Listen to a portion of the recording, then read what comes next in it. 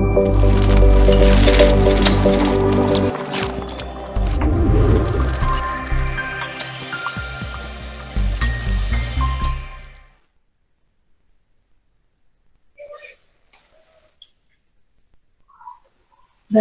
Assalamualaikum warahmatullahi wabarakatuh.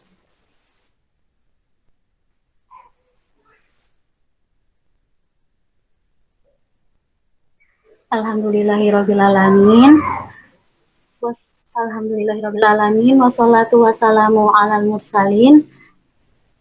Ala israti anbiya'i wal mursalin wa ala halihi wa sahbihi ajma'in amma ba'du. Alhamdulillah kita dipertemukan lagi dalam kajian rutinnya syar'id, yaitu kajian fikih yang bertema tentang benarkah istri wajib memasak. Nah, Masya Allah, sebelum memulai kajian tersebut, saya boleh bertanya tentang kesehatan kalian bagaimana hari ini? Mungkin apakah hari ini sehat walafiat untuk teman-teman?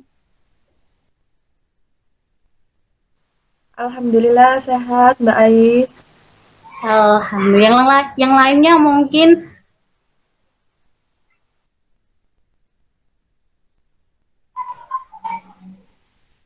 jika sehat, alhamdulillah, masya Allah. Alhamdulillah sehat, Mbak Ais. Luar biasa, masya Allah. Alhamdulillah. Alhamdulillah. Meskipun lagi PPKM, kita juga harus menjaga kesehatan kita dari yang pandemi ini. Insya Allah pandemi ini segera berakhir, kita dipertemukan lagi dalam kajian offline ya.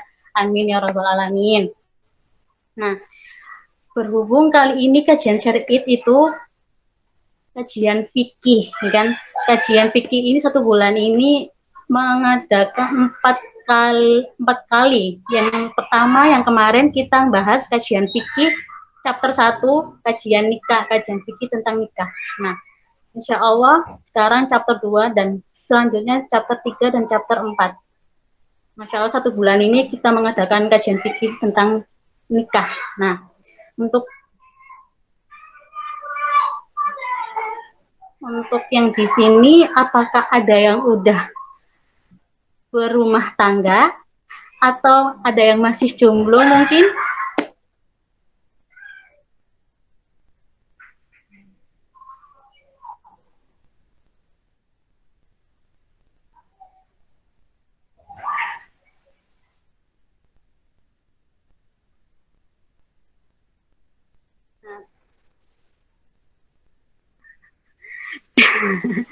Ya, saya tahu itu privasi mungkin.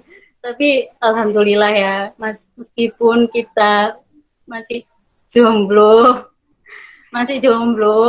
ya insya Allah nanti dipertemukan dengan jodoh yang terbaik. Amin ya rabbal alamin.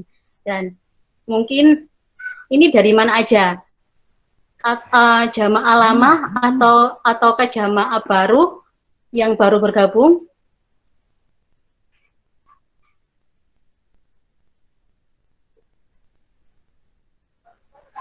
Bisa. Amin. Pernah nggak sih kita mikir kayak, oh kita ini kalau udah jadi, kita itu udah jadi istri, apakah harus bisa masak? Mungkin kita yang perempuan ini yang belum bisa memasak, kayak mikir, kita istri ini bisa nggak sih? Harus nggak sih kita harus memasak buat suami? Nah, itu sih jawab kita yang berpikiran, bagaimana ya gitu kan. Itu yang membuat berpikir panjang. Nggak juga sih. Tapi insya Allah nanti kalau kita udah berumah tangga, mungkin semuanya bisa-bisa sendiri, masak atau apa gitu. Dan random banget aku ngomongnya. Mungkin teman-teman yang lain bisa berkomentar di kolom komentar tentang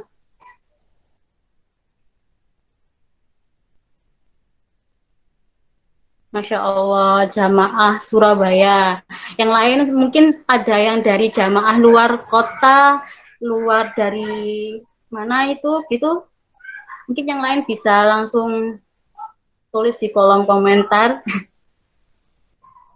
Selamat, selamat datang yang baru bergabung.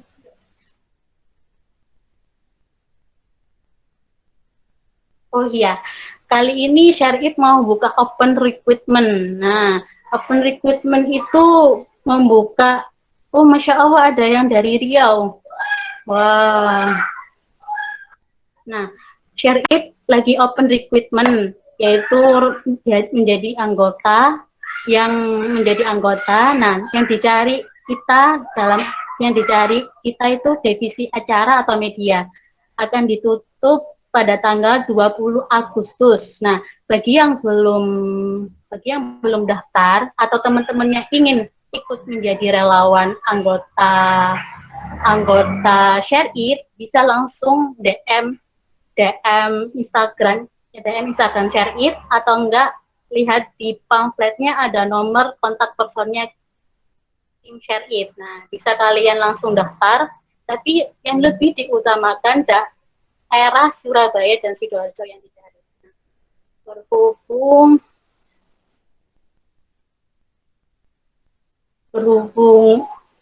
Ustadz Marzuki Imron sudah ada di tengah-tengah kita, maka kajian fikih chapter 2 ini akan segera dimulai. Nah, siapkan buku catatan kalian dan simak baik-baik tentang kajian fikih pranikah ini, fikih nikah tentang wajibkah istri memasak, benarkah istri wajib memasak. Silakan untuk Ustadz Marzuki Imron, waktu dan tempat kami persilahkan. Baik. Baik, bismillahirrahmanirrahim. Mbak moderator, suara saya jelas? Jelas Ustadz. Jelas ya. Gambarnya juga jelas ya. Nggak terbalik tulisannya? Enggak, insya Allah. Ya. Bisa terbaca ya. Baik. Bismillahirrahmanirrahim. Assalamualaikum warahmatullahi wabarakatuh.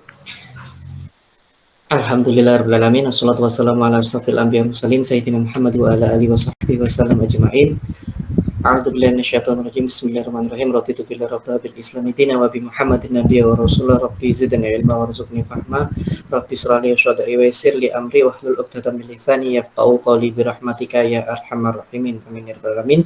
Alhamdulillahirabbil alamin. Puji syukur kepada Allah Subhanahu wa taala, teman-teman, kita diberi kesempatan Allah bisa diskusi lagi di sini, melanjutkan tema kemarin tentang bab nikah. Insya Allah ini selama sebulan ini kita fokus bahas bab pernikahan yang dilihat ditinjau dari sudut pandang fikih gitu nggih. Jadi kita tidak bahas tentang bagaimana cari jodoh dan sebagainya, tidak bahas itu, atau bagaimana menyiapkan hati, bagaimana memantaskan diri, kita tidak bahas itu. Kita bahas lebih ke arah murni dalam pernikahan itu apa saja hukum-hukum yang perlu kita pelajari, tata caranya yang sesuai dengan syariat Islam jelasnya. Yang seringkali kita nggak paham, ternyata itu ternyata boleh toh, atau oh itu ternyata tidak boleh toh, atau oh kalimat ini tidak boleh diucapkan toh. Nah, yang kayak kecil-kecil kayak begitu yang seringkali karena kita tidak paham, kita sering melakukan hal seperti itu, sepele-sepele seperti itu. Sama seperti bab kemarin ketika kita bicara tentang akad nikah, itu rata-rata dari kita itu pasrah sak bongkoan kalau bahasa Jawa. Apa katanya Pak Mudin lah, apa katanya KUA. Ya Allah, sebentar. Nah, apa katanya Pak Mudin atau apa katanya Pak KUA ya, orang-orang KUA, sehingga kita tidak paham apa saja yang termasuk rukunnya nikah, apa saja yang termasuk syaratnya nikah, apa saja yang membuat kemarin itu sunnahnya nikah jadi tidak sah dan sebagainya. Akhirnya karena kita kemarin tuh, karena kita sebelumnya kalau pernikahan itu mesti wis opo urusan KUA, saya tidak mau tahu kan, kasarnya begitu. Hanya saja teman-teman, kalau kita tidak tahu ilmunya, ya alhamdulillah ya, syukur-syukur kalau misalnya akad nikah kita atau apa namanya awal-awal pernikahan kita lancar, dalam tanda petik tidak ada masalah, tidak ada kasus ya. Tapi kalau sudah ada masalah, ada kasus sebelumnya dan kita tidak ngerti ilmunya, itu apa ya, kalau bahasa kita itu kalau bahasa ini jadi syubhat, jadi ragu-ragu. Ini boleh atau enggak sih? Akad nikah kayak begini tuh boleh atau enggak sih? Karena kita tidak tahu ilmunya. Contoh paling simpel, kita sama-sama tahu kalau orang apa namanya, anak yang lahir sebelum pernikahan atau ketika seorang wanita mengandung sebelum pernikahan gitu. Jadi dia belum nikah, mengandung dahulu gitu ya. Maka anak di dalam kandungannya ini statusnya tidak punya wali. Meskipun akhirnya ayahnya itu menikahi ibunya, tetap dia tidak punya wali. Secara secara darah, secara kasih sayang, dia tetap dianggap bapak, tapi secara nasab, secara agama itu si anak tidak bisa dapat nama bin. Misalnya bapaknya Tono ya, tidak bisa anaknya kasih nama bin Tono, itu tidak bisa.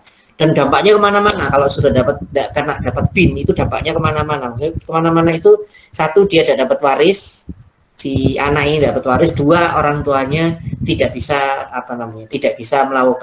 tidak bisa menjadi wali ketika akad nikah. Nah, yang jadi masalah kalau misalnya orang tuanya atau ayahnya tetap ngotot menjadi wali, ini apakah pernikahannya sah? Nah, itu loh teman-teman, yang kayak begini-begini nih, kalau kita tidak belajar, kalau kita pasrah bongkoan ke ke KUA ya, jadinya itu kita tidak sadar apakah nikah kita sah atau tidak. Nah, begitu. Nah, teman-teman yang dirahmati Allah, kali ini kita akan bahas tentang yang sering diributkan oleh suami istri. Ini bab yang sering diributkan oleh suami istri. Biasanya kalau istri-istri ngomel gitu, para istri ngomel itu ngomongnya, saya, Pak Ustadz, suami saya begini. Dia tidak melakukan kewajibannya, begitu. Ataupun sebaliknya, kalau misalnya suaminya yang curhat ke saya, istri saya, Pak Ustadz, tidak melakukan kewajibannya. Nah, akhirnya kita perlu tahu sebenarnya kewajiban suami istri itu apa sih. Nah, hari ini kita akan mulai belajar tentang kewajiban suami istri. Apa saja kewajiban suami dan apa saja kewajiban istri. Yang menjadi kewajiban istri secara langsung itu haknya suami. Yang menjadi kewajiban suami secara langsung itu menjadi haknya istri. Begitu nggih? Itu sudah saling keterkaitan, ada keterkaitan di sana. Nah, kita akan mulai bahas dulu tentang kewajiban suami. Saya kali ini teman-teman cuman membahas yang secara umum-umum. Insya Allah saya bahasnya umum-umum karena nanti insya Allah minggu depan itu lebih detail lagi. Kewajiban suami istri ini lebih detail lagi, yang lebih khusus nanti minggu depan itu kita mulai bahas mahar tuh kayak gimana, nafkah itu kayak gimana, betul detail sekali. Kalau didetailkan sekarang kayaknya tidak nutut gitu. Jadi saya bahas yang umum saja, kewajiban suami istri itu apa. Baik, mulai yang pertama, apa itu kewajiban suami? Kewajiban suami yang pertama itu memberikan mahar, gitu kan ya. Kewajiban yang pertama itu memberikan mahar. Nah, apa itu mahar? Ingat ya, ini di sini ditulis mahar itu benda. Jadi mahar itu tidak bisa selain benda. Maksudnya, Ustadz saya tak ngasih mahar berupa hafalan Al-Quran. Oh enggak, itu bukan mahar. Ya, jumhur ulama 4 mazhab mengatakan mahar itu berupa benda. Ustadz, tapi ada sebagian, iya memang, tapi di luar 4 mazhab gitu kan ya. Ada sebagian ulama yang membolehkan mahar selain benda. Dari dalilnya mana Ustadz? Dalilnya ketika Nabi Adam menikahi si Khadijah, Ibu Hawa, Nabi Adam menikahi Ibu Hawa, itu maharnya berupa sholawat, kan begitu. Maharnya berupa sholawat, akhirnya terjadi pernikahan. Nah, beberapa ulama menggunakan dalil itu sehingga boleh menggunakan mahar selain benda. Tapi 4 mazhab gitu kan ya, menyepakati bahwa mahar itu harus berupa benda karena Al-Quran pun menyebutkan benda. Itu ada yang bilang, Ustadz kalau misalnya orangnya miskin, kalau misalnya orang miskin ya sudah sendal, karena para sahabat terdahulu itu ada yang maharnya itu sandal yang murah itu, Skywita apalah namanya, enggak tahu lah ya, bahwa itu ya yang sempat mahal gara-gara dipakai sama siapa, personilnya EXO itu ya dulu itu ya. Nah itu sandal itu juga bisa mahar gitu. Ustadz kalau mau dia miskin tidak punya apa-apa, batu misalnya ya, batu kerikil ya sudah itu benda. Batu kerikil pakai mahar, ya, kerikil 20 ton, wah itu mahal, kalau itu mahal ya, kerikil 20 ton itu mahal ya. Kerikil bisa satu begini karena memang tidak punya apa-apa, yang dipunya cuma kerikil. Ali bin Abi Thalib itu dulu maharnya itu cuma besi kan, besi yang dibuat baju besinya itu, baju perangnya itu yang dijadikan mahar. Jadi it's okay istilahnya. Pokoknya benda, oke ya. Jadi mahar itu berupa benda. Jadi kita yang sering salah paham, aku nanti maharnya berupa hafalan surat Ar-Rahman. Nah, hafalan surat Ar-Rahman itu baik, hafalan Quran itu baik, tapi mahar harus berupa benda. Saya lupa ini ada satu yang belum tak tulis, tapi apa? Saya jelaskan. Jadi ingat ya, mahar itu harus berupa benda. Kalaupun dia tidak punya tidak punya kekayaan misalnya, sudah apapun itu yang Anda punya di rumah, gitu, sendal, Ustadz maharnya pensil, ya itu oke, pokoknya harus berubah benda. Itu yang pertama. Yang kedua, selain benda ada yang boleh selain benda. Apa itu? Jasa. Jadi hafalan Quran, hafalan sholawat itu bukan bukan mahar tapi jasa. Jasa apa? Misalnya jasa apa istilahnya, jasa membantu calon istrinya menghafalkan Quran. Nah, misalnya kayak gitu, itu jasa. Jasa boleh dijadikan mahar. Para ulama 4 mazhab mengatakan jasa boleh dijadikan mahar. Karena dulu ada sahabat yang melakukan hal itu dan sama Rasulullah sah. Rasulullah bilang sah. Jadi mahar itu satu itu berupa benda, yang kedua atau jasa. Jasa yang diberikan itu juga bisa jadi mahar. Ingat ya, hafalan Quran terus sholawat itu bukan mahar. Meskipun ada ulama yang membolehkannya, tapi mayoritas ulama 4 mazhab itu mengatakan bukan. Ya, jadi mahar itu berupa benda atau jasa. Yang kedua, dalam mahar kita masih bahas mahar ya. Yang kedua, mahar itu menjadi milik istri. Jadi ketika mahar sudah diberikan itu menjadi milik istri. Ustadz, apa maksudnya menjadi milik istri? Maka ini karena itu dibahas menjadi milik istri, maka teman-teman masuk ya subbab yang ketiganya, maka tidak boleh ditarik kembali oleh suami.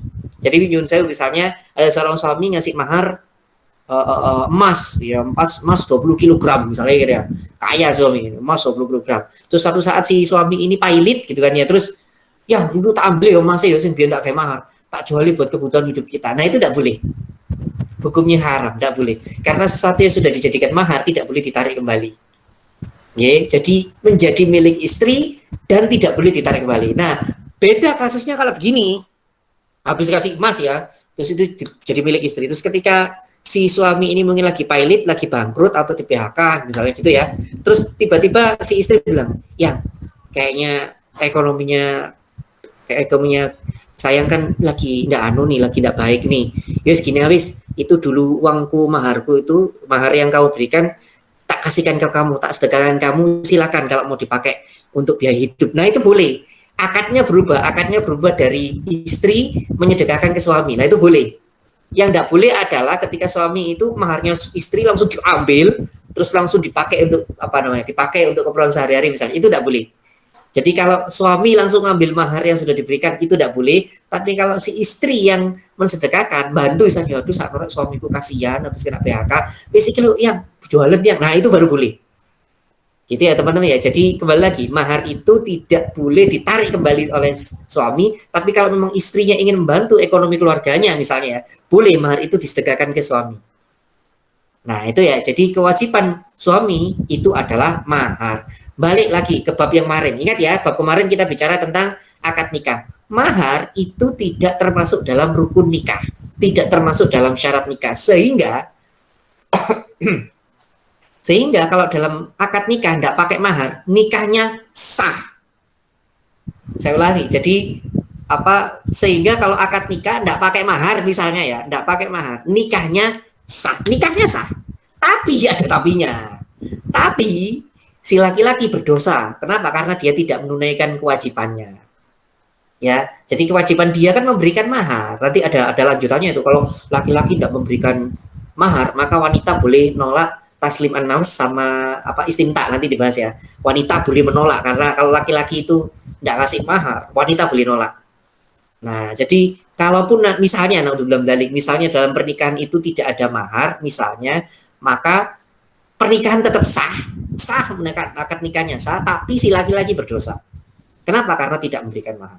Nah, ada yang bilang, Ustadz, sebaik-baik wanita adalah semurah-murah mahar, kan gitu kan? Betul. Betul, kalimat ini betul, hadis ini sahih. Tapi ingat ya teman-teman, saya selalu berulang-ulang. Kaidah ini untuk wanita, bukan untuk laki-laki. Maksudnya apa? Jadi wanita yang baik, wanita yang mulia adalah yang dia tidak menuntut mahar yang paling tinggi. Jadi sembarang, nah itu wanita yang baik, wanita yang solehah seperti itu, yang dia tidak menuntut mahar. Kaidah hadis ini untuk wanita. Kalau untuk laki-laki sebaliknya, sebaik-baik laki-laki adalah yang memberikan mahar yang paling mahal. Jadi jangan hadis itu langsung dipraktekkan kata laki-laki. Delonta, sampean mbak naik kaji dirapi gua. usah jaluk sing larang-larang. Lu bener yang perempuan nggak usah minta yang mahal-mahal, tapi yang laki-laki lebih baik ngasih yang mahal. Dan itu dicontohkan dengan tahu ya Rasulullah itu 500 dirham loh. 500 dirham ketika menikahi apa namanya Khadijah itu 500 dirham teman-teman. Ya kalau dikonversikan sekarang itu 500 dirham saya tidak hafal ya apa uangnya siapa uang Arab Saudi sama Indonesia konversinya saya tidak hafal 500 dirham. Kalau kata guru ngaji saya dulu selain apa 500 dirham kan ada unta kan. Unta itu kalau sekarang dikonversi itu sama seperti apa pesawat jet. Jadi kan kendaraan pribadi saat itu paling mahal kan unta. Jadi Rasulullah itu apa memberikan mahar kepada istrinya itu pesawat jet kalau dikonversi sekarang kata guru ngaji saya. Jadi laki-laki yang baik itu yang maharnya yang mahal. Perempuan yang baik adalah yang tidak meminta mahar mahal. Nah, begitu G. Jadi ingat kaidah ini tidak boleh dibalik-balik. Maksudnya laki-laki tidak boleh memberikan alasan apa jenenge wong wedok jangan minta mahar yang mahal-mahal gitu enggak boleh karena itu kaidahnya untuk wanita. Ataupun sebaliknya, yang wanita ngomong, "Loh itu loh Mas, laki-laki tuh harus ngasih mahar yang mahal." Oh, enggak boleh. Maksudnya enggak baik. Wanita itu justru dia tidak meminta yang mahar yang mahal. Nah, gitu ya teman-teman ya. Itu sekilas tentang mahar. Terus yang kedua nafkah, memberikan nafkah. Kewajiban suami yang kedua adalah memberikan nafkah. Jadi bahkan dalam Al-Qur'an itu surat An-Nisa 20 dan 21 itu bahkan Yun Sewu ketika apa si istri si suami tidak mampu sekalipun tidak mampu itu dia masih tetap punya kewajiban memberikan nafkah. Maksudnya tidak mampu itu ya memang lagi kekurangan uang sekalipun ya apa caranya nggak nafkah. Bener loh, kewajiban suami memberi nafkah itu mutlak. Nah, balik ya ke yang saya bilang tadi. Kalau suami tidak memberikan nafkah atau suami tidak memberi mahar, ya saya ulangi, kalau suami tidak memberi nafkah atau suami tidak memberi mahar, nyun sewu, maka wanita boleh menolak. Ustadz maksudnya menolak apa? Menolak hubungan suami istri, menolak jima, itu wanita boleh. Jadi dua ini menjadi penyebab apa wanita boleh menolak. Ataupun sebaliknya nanti nyun sewu, misalnya nanti seorang wanita menolak bukan karena alasan syar'i ya, bukan sakit, bukan karena badannya kecapean atau gimana ada kewajiban jualan lain gitu ya, bukan karena itu dia nolak, sayang aku nggak mau gitu kan ya, si wanita nolak gitu kan ya, maka si laki-laki sudah tidak punya kewajiban untuk ngasih nafkah. Ya, jadi ini saling apa kewajiban dan haknya itu saling nyantol. Jadi kalau laki-laki tidak memberikan salah satu di antara mahar atau nafkah, si wanita boleh menolak. Ataupun sebaliknya, kalau misalnya seorang wanita menolak, maka si laki-laki boleh tidak memberikan mahar atau tidak memberikan nafkah. Tidak memberikan mahar. Tidak memberikan nafkah. Kalimat saya salah. Gitu, ini saling keterkaitan satu sama lain. Ya, gitu Jadi itu memberikan nafkah buat suami itu hukumnya wajib. Bahkan ketika Ustadz istri lebih kaya tetap wajib. Istrinya mau kayanya minta ampun, si laki-laki tetap memberikan nafkah, wajib itu sudah. Itu apa namanya sudah menjadi kewajiban agama yang tidak bisa dibantah. Makanya kan hukum waris itu laki-laki dapat 2/3 kan. Ya karena ini dia punya kewajiban menafkahi. Kewajiban bukan terletak pada istri. Jadi Ustadz kalau istri bekerja boleh. Nah, kembali lagi kalau bicara tentang istri bekerja boleh atau tidak gitu. Kalau jumhur ulama mengatakan tergantung suaminya. Kalau suaminya ngomong boleh-boleh saja, nah itu jadi boleh. Kalau suaminya ngomong nggak boleh, karena itu nanti masuk ke tamsil an-nafs ya, nanti apa kewajiban istri. Kalau suaminya ngomong apa boleh ya boleh, kalau ngomong suaminya nggak boleh ya jadi nggak boleh. Gitu ya. Ustadz kalau misalnya istri kerja terus duitnya dipakai sendiri tidak dikasihkan suami, ya memang begitu. Istri itu tidak ada kewajiban nafkah, dia kerja untuk dirinya sendiri. Ya terserah dia, uangnya dia untuk diapakan ya terserah dia. Satu lagi, ini kalimat yang sering salah paham ya. Harta istri milik istri, harta suami milik istri. Ya, ini kalimat ini salah paham. Kenapa? Karena harta suami tetap milik suami, harta istri tetap milik istri. Tidak ada dalam Islam tuh harta suami milik istri itu tidak ada. Harta berdua itu produk hukum Belanda. Jadi bukan hukum Indonesia. Dalam Islam ya hukum Islam itu harta suami itu harus diinventarisir. Oh ini punya suami, misalnya mobil punya suami gitu kan ya. Rumah punya istri itu harus ditulis. Kalau dalam Islam malah seperti itu. Jadi harta suami tetap miliknya suami, harta istri tetap miliknya istri. Hanya saja suami punya kewajiban menafkahi. Gitu ya teman-teman ya. Jadi beda ada harta suami istri tidak ada. Harta suami sendiri, harta istri sendiri. Kenapa? Karena nanti ujungnya itu ke waris. Nyun sewu kalau salah satu di antara meninggal terus memberikan waris, Kalau misalnya harta suami istri nyampur, itu bahaya. Kenapa? Karena nanti salah satu dari keluarganya suami, itu nanti ketika menggugat, ini hartanya sopo iki? Hartanya suami atau hartanya istri? Kalau hartanya istri kan dia tidak punya, dari pihak suami ya, dari pihak suami kan tidak punya waris. Kalau ternyata hartanya istri. Nah itu loh, makanya tidak boleh harta suami istri itu campur, tidak, harus dipisah. Jadi tidak ada harta istri memang milik istri, harta suami milik istri. Enggak, harta suami dewe, harta istri dewe. Tapi sekali lagi, suami wajib memberikan nafkah. Itu sudah fardu ain misalnya, tidak boleh diganggu gugat. Bahkan dalam keadaan tidak mampu pun suami tetap punya kewajiban memberi nafkah. Kecuali nyun sewu, ketika suami itu tidak mampu dalam keadaan nyun sewu, ada cacat di anggota tubuhnya, ada sakit sehingga dia tidak bisa bekerja, ya kewajiban itu jadi dapat rukso, dapat keringanan. Tapi kalau dia masih sehat, tetap harus kerja, cari pekerjaan untuk menafkahi suami dan istri dan anaknya. Yaitu suami punya kewajiban memberi nafkah. Oke, lanjut yang ketiga. Apa itu? Kalau tadi itu memberi nafkah fisik, gitu kan lahir, kalau bahasa orang Indonesia, maka yang ketiga kewajiban suami itu memberi nafkah batin atau memberi jima. Nah, begini. Ternyata para ulama beda pendapat.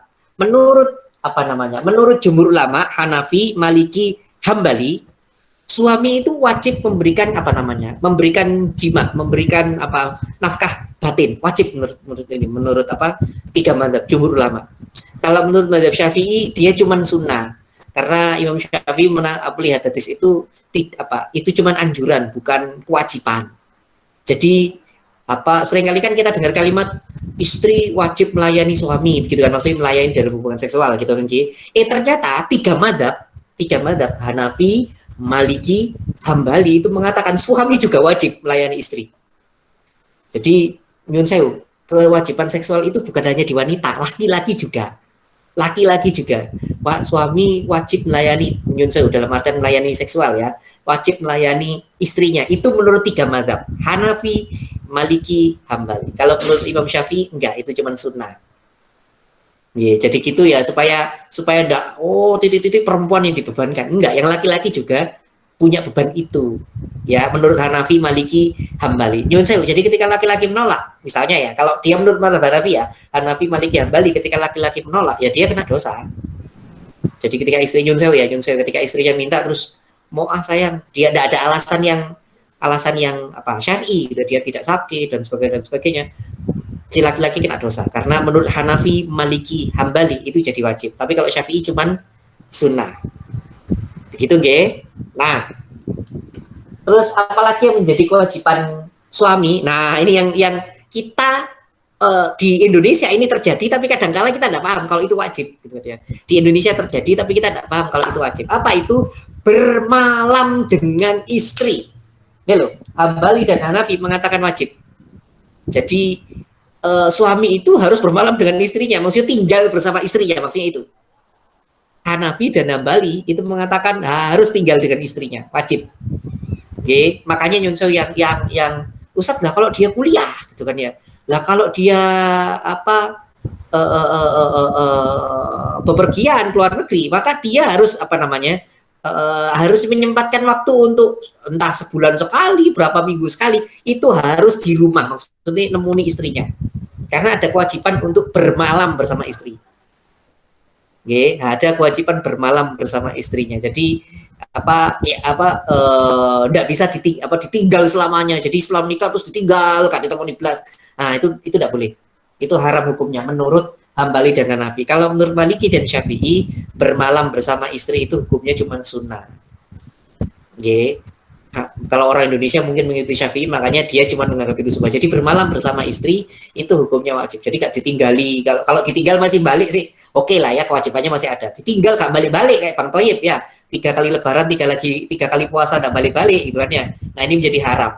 Makanya kan kalau Umar bin Khattab itu kan fatwanya berbeda kan dengan Kanjeng Nabi, dan itu akhirnya diikuti oleh jumhur ulama. 4 mazhab mengikuti fatwanya Umar bin Khattab kan keluar dari rumah selama 3 bulan berturut-turut. Maksudnya keluar dari rumah itu tidak menafkahi istrinya selama 3 bulan berturut-turut, baik itu nafkah lahir ataupun nafkah batin, si wanita bisa meminta talak, meminta cerai. Umar bin Khattab seperti itu. Terus Umar bin Khattab seperti itu bilang. Ya karena itu tadi, karena memberikan baik itu nafkah batin ataupun nafkah lahir itu kewajiban suami kalau menurut madzhab apa tadi jumhur ulama gitu kan. Nah kalau ini bermalam teman-teman, bermalam itu Hanafi dan Hambali itu mengatakan wajib, Syafi'i dan Maliki mengatakan sunnah. Jadi itu ya teman-teman ya. Jadi suami istri tinggal serumah itu penting. Suami istri tinggal serumah itu penting karena itu merupakan kewajiban suami. Oke. Terus nomor 5, nah, ini ya tetap saya sampaikan ya, nggak bisa di skip ya. Kalau misalnya istrinya lebih dari 1, misalnya 4, maka suami punya kewajiban untuk memberikan giliran. Maksudnya gantian, nggak boleh cuma di satu rumah aja, nggak boleh. Oke, nah ini saya kemarin ikuti pendapat ikuti istilahnya perbincangan para kiai sama para gus di grup Facebook, kan ada grup Facebooknya para kiai sama para gus gitu. Okay. Saya ngikuti perdebatan ini panjang sekali. Yang dimaksud tidak boleh menempatkan istri dalam satu rumah itu, kalau saya melihat perdebatan mereka itu ternyata para ulama, mayoritas ulama itu menjelaskan yang dimaksud tidak boleh satu rumah itu bukan rumah, tapi tidak boleh satu kamar. Jadi dia bilang, Ustadz boleh nggak sih? Ini penjelasan para kiai, para gus itu ya, ketika mereka tampilkan scan-scanan bahasa Arab kitabnya itu, saya lihat maksudnya gitu. Okay. Jadi yang dimaksud tidak boleh mengumpulkan misalnya Nyun Sewu ya, keempat istrinya dalam satu rumah, itu yang dimaksud di sana itu bukan satu rumah tapi satu kamar. Jadi kalau Ustadz kalau misalnya rumahnya sama boleh, kata para ulama itu boleh, asalkan kamarnya tidak boleh tidak boleh satu kamar. Maaf kalau saya kurang sopan, bahasa saya kurang sopan, saya minta maaf sekali. Nyun Sewu, mohon maaf. Jadi hubungan seksual yang lebih dari 2 orang itu hukumnya haram. Nyun Sewu ya, hubungan seksual yang lebih dari 2 orang itu hukumnya haram. Maksudnya kayak gimana Ustadz? Gini, Nyun Sewu, bagaimana ya bahasa Nyun Sewu ya, Nyun Sewu. Misalnya istrinya 2 gitu kan ya, terus mengumpulkan di dalam satu kamar, terus melakukan hubungan suami istri bertiga. Nah itu para ulama mengatakan haram. Itu para ulama mengatakan haram. Meskipun ada yang mengatakan boleh, karena haramnya itu ketika melihat.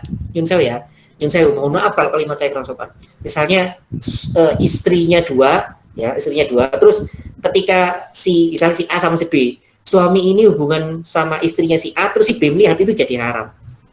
Tidak boleh, makanya tidak boleh dikumpulkan dalam dalam satu kamar. Meskipun beberapa kemarin saya mengikuti perdebatan para kiai, para gus itu menjelaskan, kalaupun misalnya Nyun Sewu dalam satu kamar bertiga, maka ada yang memberikan solusi, dan ini syar'i ya, ini bukan akal-akalan, bukan, itu memang dijelaskan kitabnya seperti itu, dalam keadaan lampu mati. Jadi si wanita istri yang kedua tidak boleh melihat suami dengan istri yang pertama itu melakukan hubungan suami istri.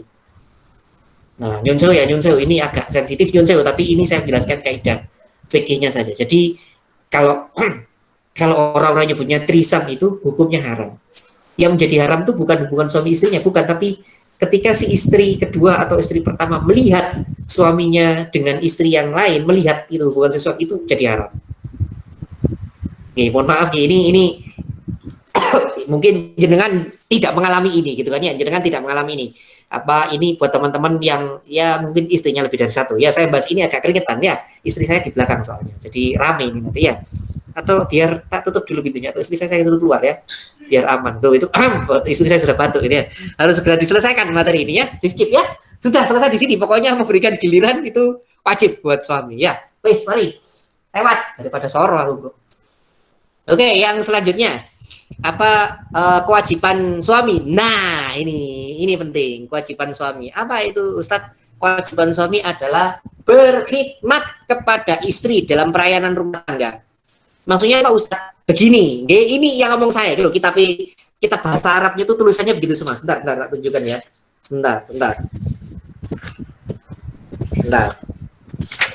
Loh, dalam kitab bahasa Arabnya itu begini semua. Nah, kalau jenengan tahu itu, kita bahasa Arabnya begitu semua, menyebutkan 4 madzhab itu mengatakan yang wajib masak itu bukan istri. Oke ya, yang wajib ngepel, wajib kora-kora, wajib umbah-umbah itu bukan istri. Oke ya, yang wajib ngepel, wajib kora-kora, wajib umbah-umbah, wajib masak itu suami. Ya, iki nang kene ono lanang gak ki? Ini ada laki-laki yang dengerin gak sih? Ada nggak di sini laki-laki? Ono ya, dengarkan Mas ya. Ada. Wadah Ustaz. Wadah ya. Iki sing ngomong sing durung rabi iki mesti. Banyak gitu deh. Nek sing wis rabi meneng ae kata iki ya. Jadi yang punya kewajiban masak, ngepel, umba-umba, kora-kora gitu ya, itu laki-laki. Laki-laki. Ini saya tunjukkan tadi kita bahasa Arabnya tadi itu para ulama 4 mazhab ngomong semuanya laki-laki. Bahkan sampai para ulama semua Imam Abu Hanifah, Imam Malik, bahkan kalimatnya itu kalau Anda bawa apel, yang ngiris itu suami bukan istri. Jadi kalaupun Anda tidak bisa masak, ya beli makanan siap saji. Iya benar loh, kalimat di sini tidak ada kalimat GoPay ya, enggak gitu kan ya. Tidak ada kalimat GoFood, cuman membelikan makanan siap saji ada di sini. Berikan makanan siap saji. Jadi ya kewajiban masak itu ada di suami. Oke ya, saya ulangi lagi, kewajiban masak ada di suami, bukan di istri. Ini ibu-ibu kerungu gak nang ngarep iki soro iki rame selain bapak-bapak. Jadi suami yang masak ngepel kora-kora omba-omba suami. Meskipun itu jumhur ulama ya, 4 mazhab itu begitu. Meskipun ada ulama mutaakhirin itu ulama-ulama zaman sekarang yang mengatakan sebaliknya. Siapa itu? Syekh Al-Qardawi. Ingat ya. Oh, Syekh Al-Qardawi itu ngawur, enggak boleh begitu. Syekh Al-Qardawi itu ulama hebat. Beliau itu fikih zakatnya itu diakui oleh seluruh dunia. Mau Anda pakai mazhab apapun, Hanafi, Maliki, Syafi'iyah, Bali, bahkan Yun Sewu, teman-teman yang salaf sekalipun, itu kalau zakat itu pakai fikihnya Syekh Al-Qardawi karena beliau luar biasa ilmunya tentang zakat. Nah, Syekh Al-Qardawi itu justru sebaliknya. Yang punya kewajiban masak, ngepel, umba-umba dan sebagainya itu istri. Beliau punya pendapat seperti itu ya dengan berbagai macam dalil ya. Tapi ada tapinya. Ketika istri punya kewajiban seperti itu, maka suami punya kewajiban bayar gajinya. Jadi gak cuma ngasih nafkah loh ya, beda lagi.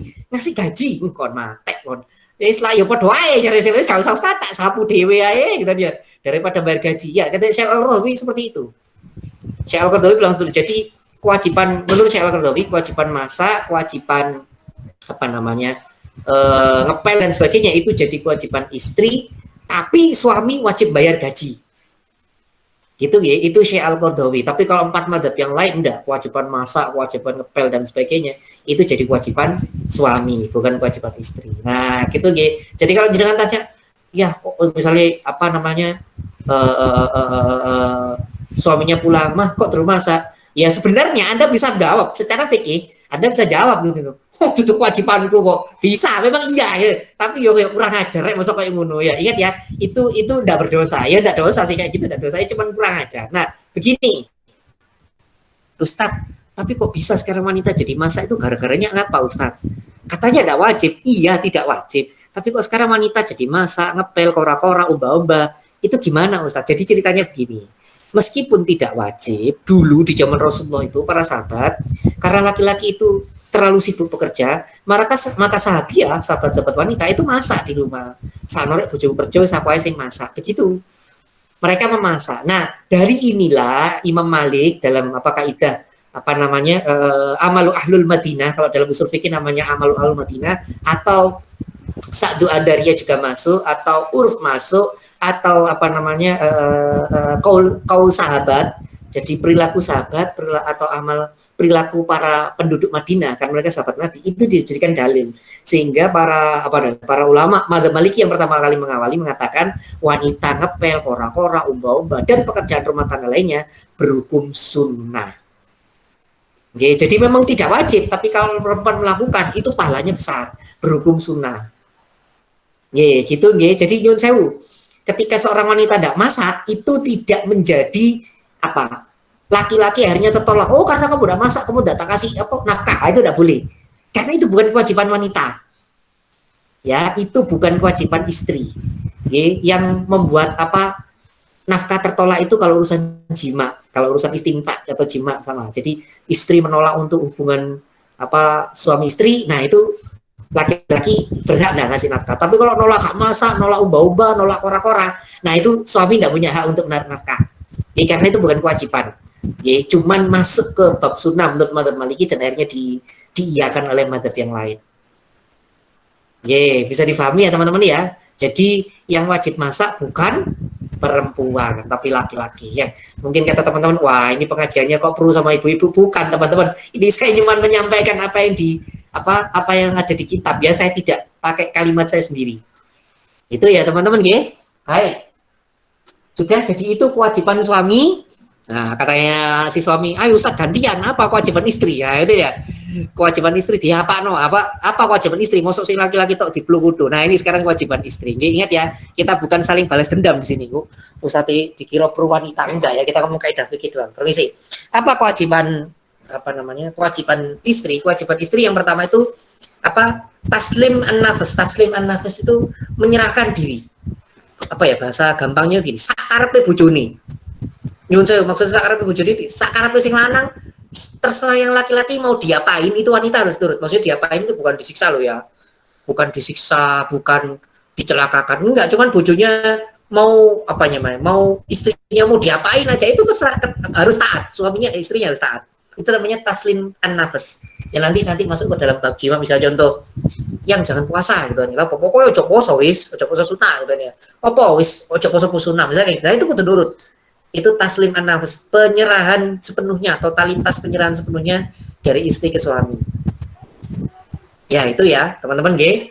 Terus nah ini istimta atau jima. Nah ini kita mulai akan bahas. Jadi kalau tadi istimta atau jima kalau dari pihak laki-laki itu wajib menurut 3 madzhab, Hanafi, Hambali, Maliki. Tapi kalau dari wanita itu wajib semua madzhab apapun ya. Anda pakai dohiri, nyun saya pakai syiah sekalipun, itu semuanya menyepakati bahwa wanita itu wajib melayani suaminya, urusan seksual ya, urusan jima atau istimta itu wajib, tidak boleh nolak.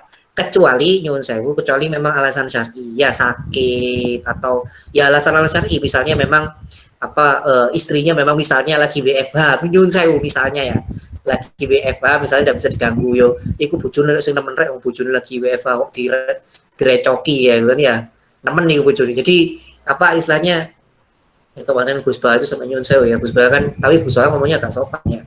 Kenapa kok para sahabat itu akhirnya nyun sewu menikah lebih dari satu? Karena dalam riwayat itu beliau menyebutkan di kitabnya itu, wong istrinya itu lagi ngepel, nyun sewu istrinya lagi ngepel, itu suami itu tidak kuat nahan diri, akhirnya istrinya dipaksa, bukan dipaksa, diminta untuk melayaninya kan. Makanya sejak itu si istri ngomong, ya sudah wis nikah lagi, aku gak kuat melayani dirimu, begitu ya. Itu ada beberapa sahabat dalam kisah seperti itu. Ya, nyun sewu, saya ustadznya pendukung poligami, bukan ya, ini saya bicara sirah, ya. Saya bicara sirah bahwa ada beberapa laki-laki yang nyun sewu yang gairah seksualnya terlalu tinggi sehingga terjadi seperti itu dalam masa sahabat. Nah, kembali lagi, jadi wanita itu wajib mengikuti kemauan suami kalau misalnya seperti itu, kalau misalnya jima atau istimta itu, dan si istri tidak boleh menolak kecuali alasan syar'i. Nah, begini teman-teman G, untuk urusan ini saya tidak bisa bahas terlalu panjang, maksudnya seperti apa jima dan sebagainya, karena harusnya teman-teman yang wanita nanti ngajinya ke para ustadzah yang bisa menjelaskan. Karena laki-laki saya bisa menjelaskan ini. Ya, tapi kalau wanita harus belajar di ustadzah yang lain ya, untuk bab jima ini ya, yang lebih detail kali itu ada. Nih, saya punya nggak ya? Fikih wanita tentang jima, nanti tak cari bukunya. Saya kalau misalnya ada atau ada PDF-nya tak kirim aja biar teman-teman belajar di situ nih. Kalau yang wanita saya tidak bisa jelaskan. Ininya itu ya. Jadi dan ini suami berhak melarang hal-hal yang menyebabkan istimta itu tidak terjadi atau menyebabkan gagalnya istimta. Contoh ya, ini dalam kitab malah disebutkan gini, misalnya nyun sewu si wanita makan pete atau makan makanan yang berbau sehingga suami jadi tidak selera hubungan suami istri, itu tidak boleh. Jadi misalnya yang kamu jangan makan pete, aku udah tidak selera sama kamu. Nah itu si wanita tidak boleh makan pete. Ya, jadi suami berhak melarang hal-hal yang menyebabkan jima atau istimta itu gagal, maka suami itu berhak melarang. Jadi bilang yang misalnya makanan yang jengkol misalnya padahal katanya jengkol itu enak ya, pokoknya kan tidak enak. Misalnya yang kamu jangan makan jengkol nanti kamu ketika hubungan suami istri jadi saya bau tidak enak. Yun sewu, maka segala perbuatan istri segala perbuatan istri dalam rangka membuat suaminya ridho dalam istimta itu berpahala. Maksudnya gini, Ustadz saya tak nyun sewu ya, katanya itu ada ramuan galian singsek atau apa lagi. Nah, segala perbuatan istri dalam rangka membuat suaminya ridho, istimta itu tadi atau jima lagi itu berpahala. Ustadz saya pakai skincare brand di suamiku, itu berpahala. Ya karena itu, ya suami berhak melarang sesuatu yang menghalangi istimta. Lah kalau Anda malah melakukan sesuatu yang buat suami itu ridho terhadap istimta, itu malah berpahala. Kebalikannya ini, gitu nih. Jadi Anda beli skincare atau apapun itu yang buat suami malah seneng sama jenengan sebagai seorang istri, malah nyun sewu, malah rajin istimta, malah rajin melakukan jima gara-gara itu, maka pahalanya lebih banyak di wanita. Makanya kan saya kemarin ya itu di grupnya Parokia Parogus itu menjelaskan ketika seorang suami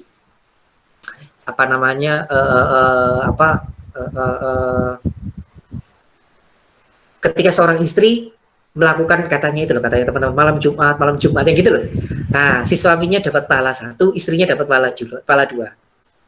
Di kemarin diskusi bukan kemarin sudah lama sih, para Gus Parokia itu kalau malam yang katanya teman-teman malam Jumat itu, nah itu istri dapat pahala 1, suami dapat pahala 1, istri dapat pahala 2.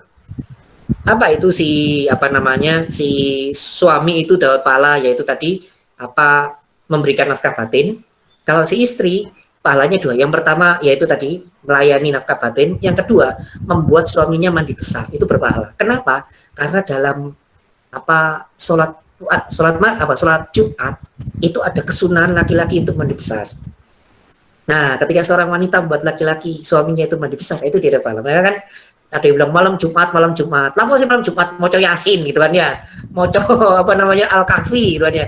Ya oke lah ya, meskipun kalimat itu jadi nyunsul, jadi kayak meme gak jelas, tapi ketika itu tadi saya jelaskan kaidahnya. Jadi kalau suami istri itu tadi sebenarnya bukan malam Jumat, lebih tepatnya sih hari sebelum Jumat, sebelum sholat Jumat ya. Ketika terjadi seperti itu, maka yang laki-laki dapat pahala 1, yang perempuan dapat pahala 2. Kok bisa 2? Karena yang satu dia dapat pahala dari melayani suaminya, yang kedua dia dapat pahala dari membuat suaminya mandi besar, mandi junub. Gitu istimta. Jadi atau jima, istri wajib melayani suami dalam hal ini, urusan ini ya, semuanya 4 mazhab apapun itu bilang wajib. Oke.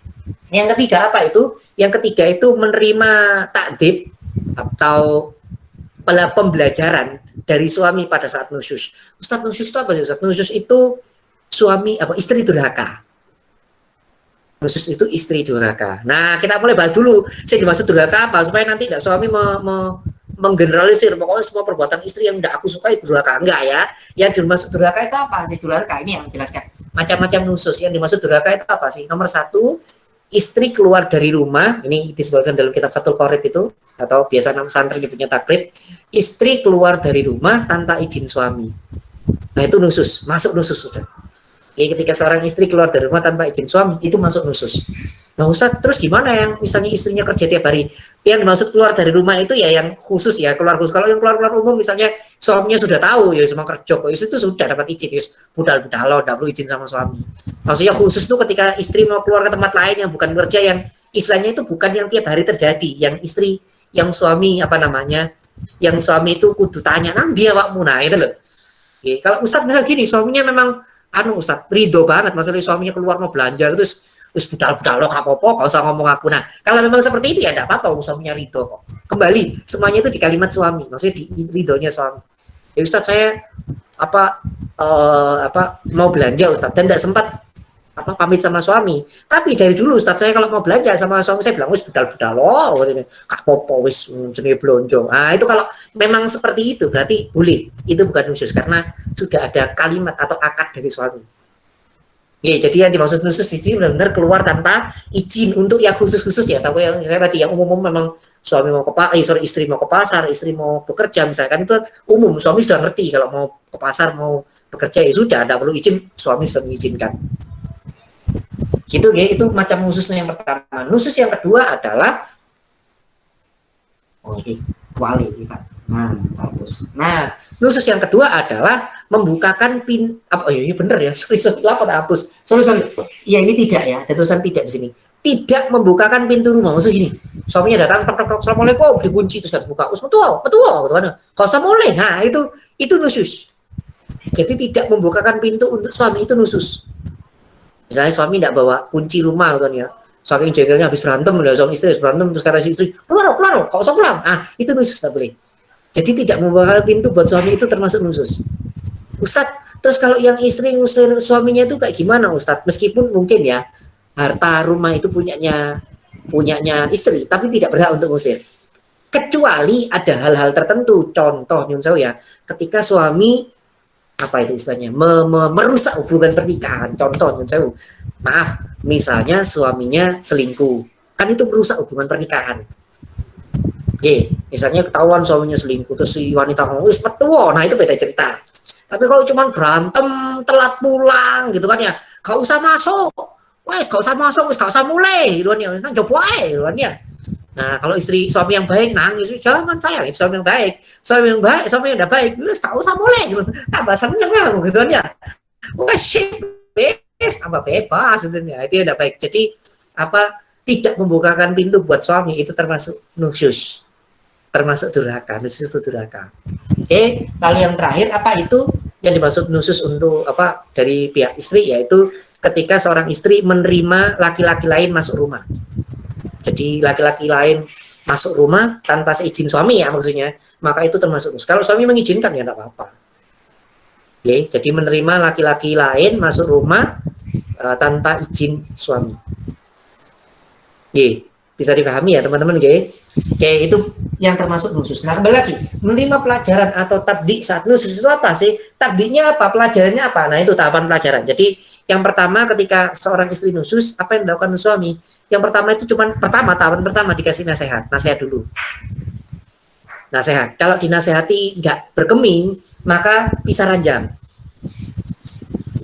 Ustadz, kamarnya siji. Ya sudah, yang terserah yang perempuan di kamar, yang laki-laki luar di luar gimana. Jadi itu nusus tahapan tabdi tahapan sudah memberikan pelajaran. Jadi ada urutannya teman-teman, nggak bisa langsung. Nah kalau sudah pisah ranjang, istrinya masih belum nusus belum berubah, baru yang terakhir boleh dipukul. Boleh, kalau di sini kalimatnya pukul lengan ya. Ingat, dan pukulan itu bukan pukulan yang mengancam, bukan pukulan membuat seorang wanita itu langsung terluka berat harus dibawa ke rumah sakit, enggak boleh Jadi tidak boleh mukul sampai wanita masuk rumah sakit gara-gara pukulan itu, tidak boleh. Apalagi sampai terbunuh, tidak boleh ya, haram hukumnya. Jadi pukulan itu cuma pukulan peringatan, dan itu di lengan, tidak boleh haram hukumnya mukul wajah itu, haram, tidak boleh. Dalam kerangka tabdi sekalipun, menasihati istri sekalipun, haram hukumnya mukul wajah, tidak boleh. Jadi Ustadz kalau kekerasan rumah tangga itu jelas haram ya, tidak boleh. Tabdi yang menasihati itu tidak boleh kena wajah, hanya lengan, dan itu pun pelan. Apalagi nyun saya kalau di film-film sinetron gitu kan ya, sampai mukul perut, haram itu hukumnya, tidak boleh. Gitu ya. Jadi itu tahapan untuk tabdi, memberikan pengajaran kepada wanita atau istri pada saat nusyus. Lalu yang keempat, nah ini sebenarnya lanjutannya ini Mas Edi. Karena keluar rumah tanpa izin suami itu termasuk nusyus, maka ketika bepergian harus izin suami. Nah jadi minta izin bepergian itu wajib, jadi hukumnya wajib. Sama ini juga, tidak mengizinkan laki-laki masuk rumah, nah itu jadi hukumnya wajib. Lalu selanjutnya berkhidmat melayani suami, ini jumhur bilang tidak wajib, tadi cuma Syekh Al-Qardawi ya, ingat ya, berkhidmat melayani suami, masak dan sebagainya bilang tidak wajib ya, ingat sekali, ini tidak wajib. Saya tulis cuma untuk mengingatkan, ini tidak wajib, hanya Syekh Al-Qardawi saja yang mewajibkan, jadi tidak perlu tulis lah teman-teman, tidak perlu ini ya, tidak perlu nyatet ini karena ini tidak wajib kok. Lalu yang terakhir, nah ini ikut suami, maksudnya ikut suami itu tinggal bersama suami. Misalnya gini, Ustadz kalau misalnya tinggalnya di rumah mertua Ustadz, misalnya ya wis tinggal rumah mertua wis. Jadi kalau tadi si suami punya kewajiban untuk bermalam sama istrinya, nah ini istri punya kewajiban untuk ikut suaminya. Misalnya suami bilang ini, is gak apa-apa wis namanya mertua nih ibu, maksudnya mertua yang wanita, dari sisi yang wanita. Kalau suaminya ngomong begitu ya sudah si wanita ikut, atau wis ndak wis di rumahku yang rumah bapak atau orang tuaku, ya si istri harus ikut, atau enggak aku tak kontrak, nah itu si istri harus ikut. Jadi wanita itu punya kewajiban ikut suami, laki-laki punya kewajiban bermalam dengan istri. Punya kewajiban. Ustadz kalau misalnya karena ya itu ya dalam kuliah harus keluar kota dan sebagainya gitu, makanya kan sebagian ulama mengatakan itu makruh kan, tidak disukai. Ada yang mengatakan haram, tapi ada yang mengatakan makruh. Lebih baik wanita itu ikut suaminya. Nggih, bisa dipahami nggih. Makanya kalau nyusul teman jenengan misalnya punya, aku tak pengen sekolah ke luar negeri gitu nih. Lebih baik teman-teman kalau mau sekolah ke luar negeri bareng-bareng, suaminya juga di luar negeri, di apa namanya, di negara yang sama. Jangan sampai menikah hubungan jarak jauh. Ingat ya, tendangan jarak jauh aja sering nggak gol, apalagi hubungan jarak jauh ya, berantakan mesti ya. Nggih, bisa dipahami nggih. Jadi ini kewajiban suami istri. Baik, sampai di sini teman-teman. Monggo kalau mau ada diskusi, mau ada diskusi silakan. Monggo tentang kewajiban suami istri, monggo. Kalau ada mau diskusi silakan. Baik, silakan teman-teman, ada yang mau tanya, langsung tulis di kolom komentar atau enggak mic-nya dibuka untuk langsung tanya sama Ustadz. Mungkin teman-teman ada yang mau nitip, ada.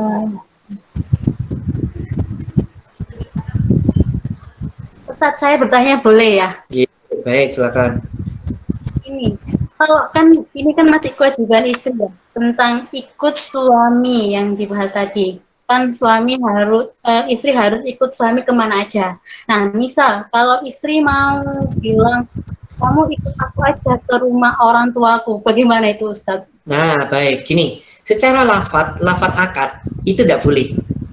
Secara lafat akad tidak boleh. Yang boleh ikut itu bukan suami tapi istri. Oke, terus gimana Ustadz kalimat akadnya supaya jenengan wanita tidak kena dosa? Ya jenengan bilang, yang ya apa nih, tinggal di rumahku. Tinggal di rumahku gimana? Bukan menyuruh suami tinggal di rumahnya, enggak boleh. Jadi bukan menyuruh suami tapi memberikan saran ya apa yang tinggal di rumahku saja. Nah nanti suami yang memutuskan. Ingat ya, keputusan ada di suami, wanita harus ikut. Ya paham G? Ya boleh, itu wewenangnya suami untuk memutuskan. Bisa dipahami G? Ini Ustadz. Baik. Terlepas nanti mau tinggal di rumah yang wanita, yang it's okay, gak masalah. Tapi wewenang memutuskan itu di suami.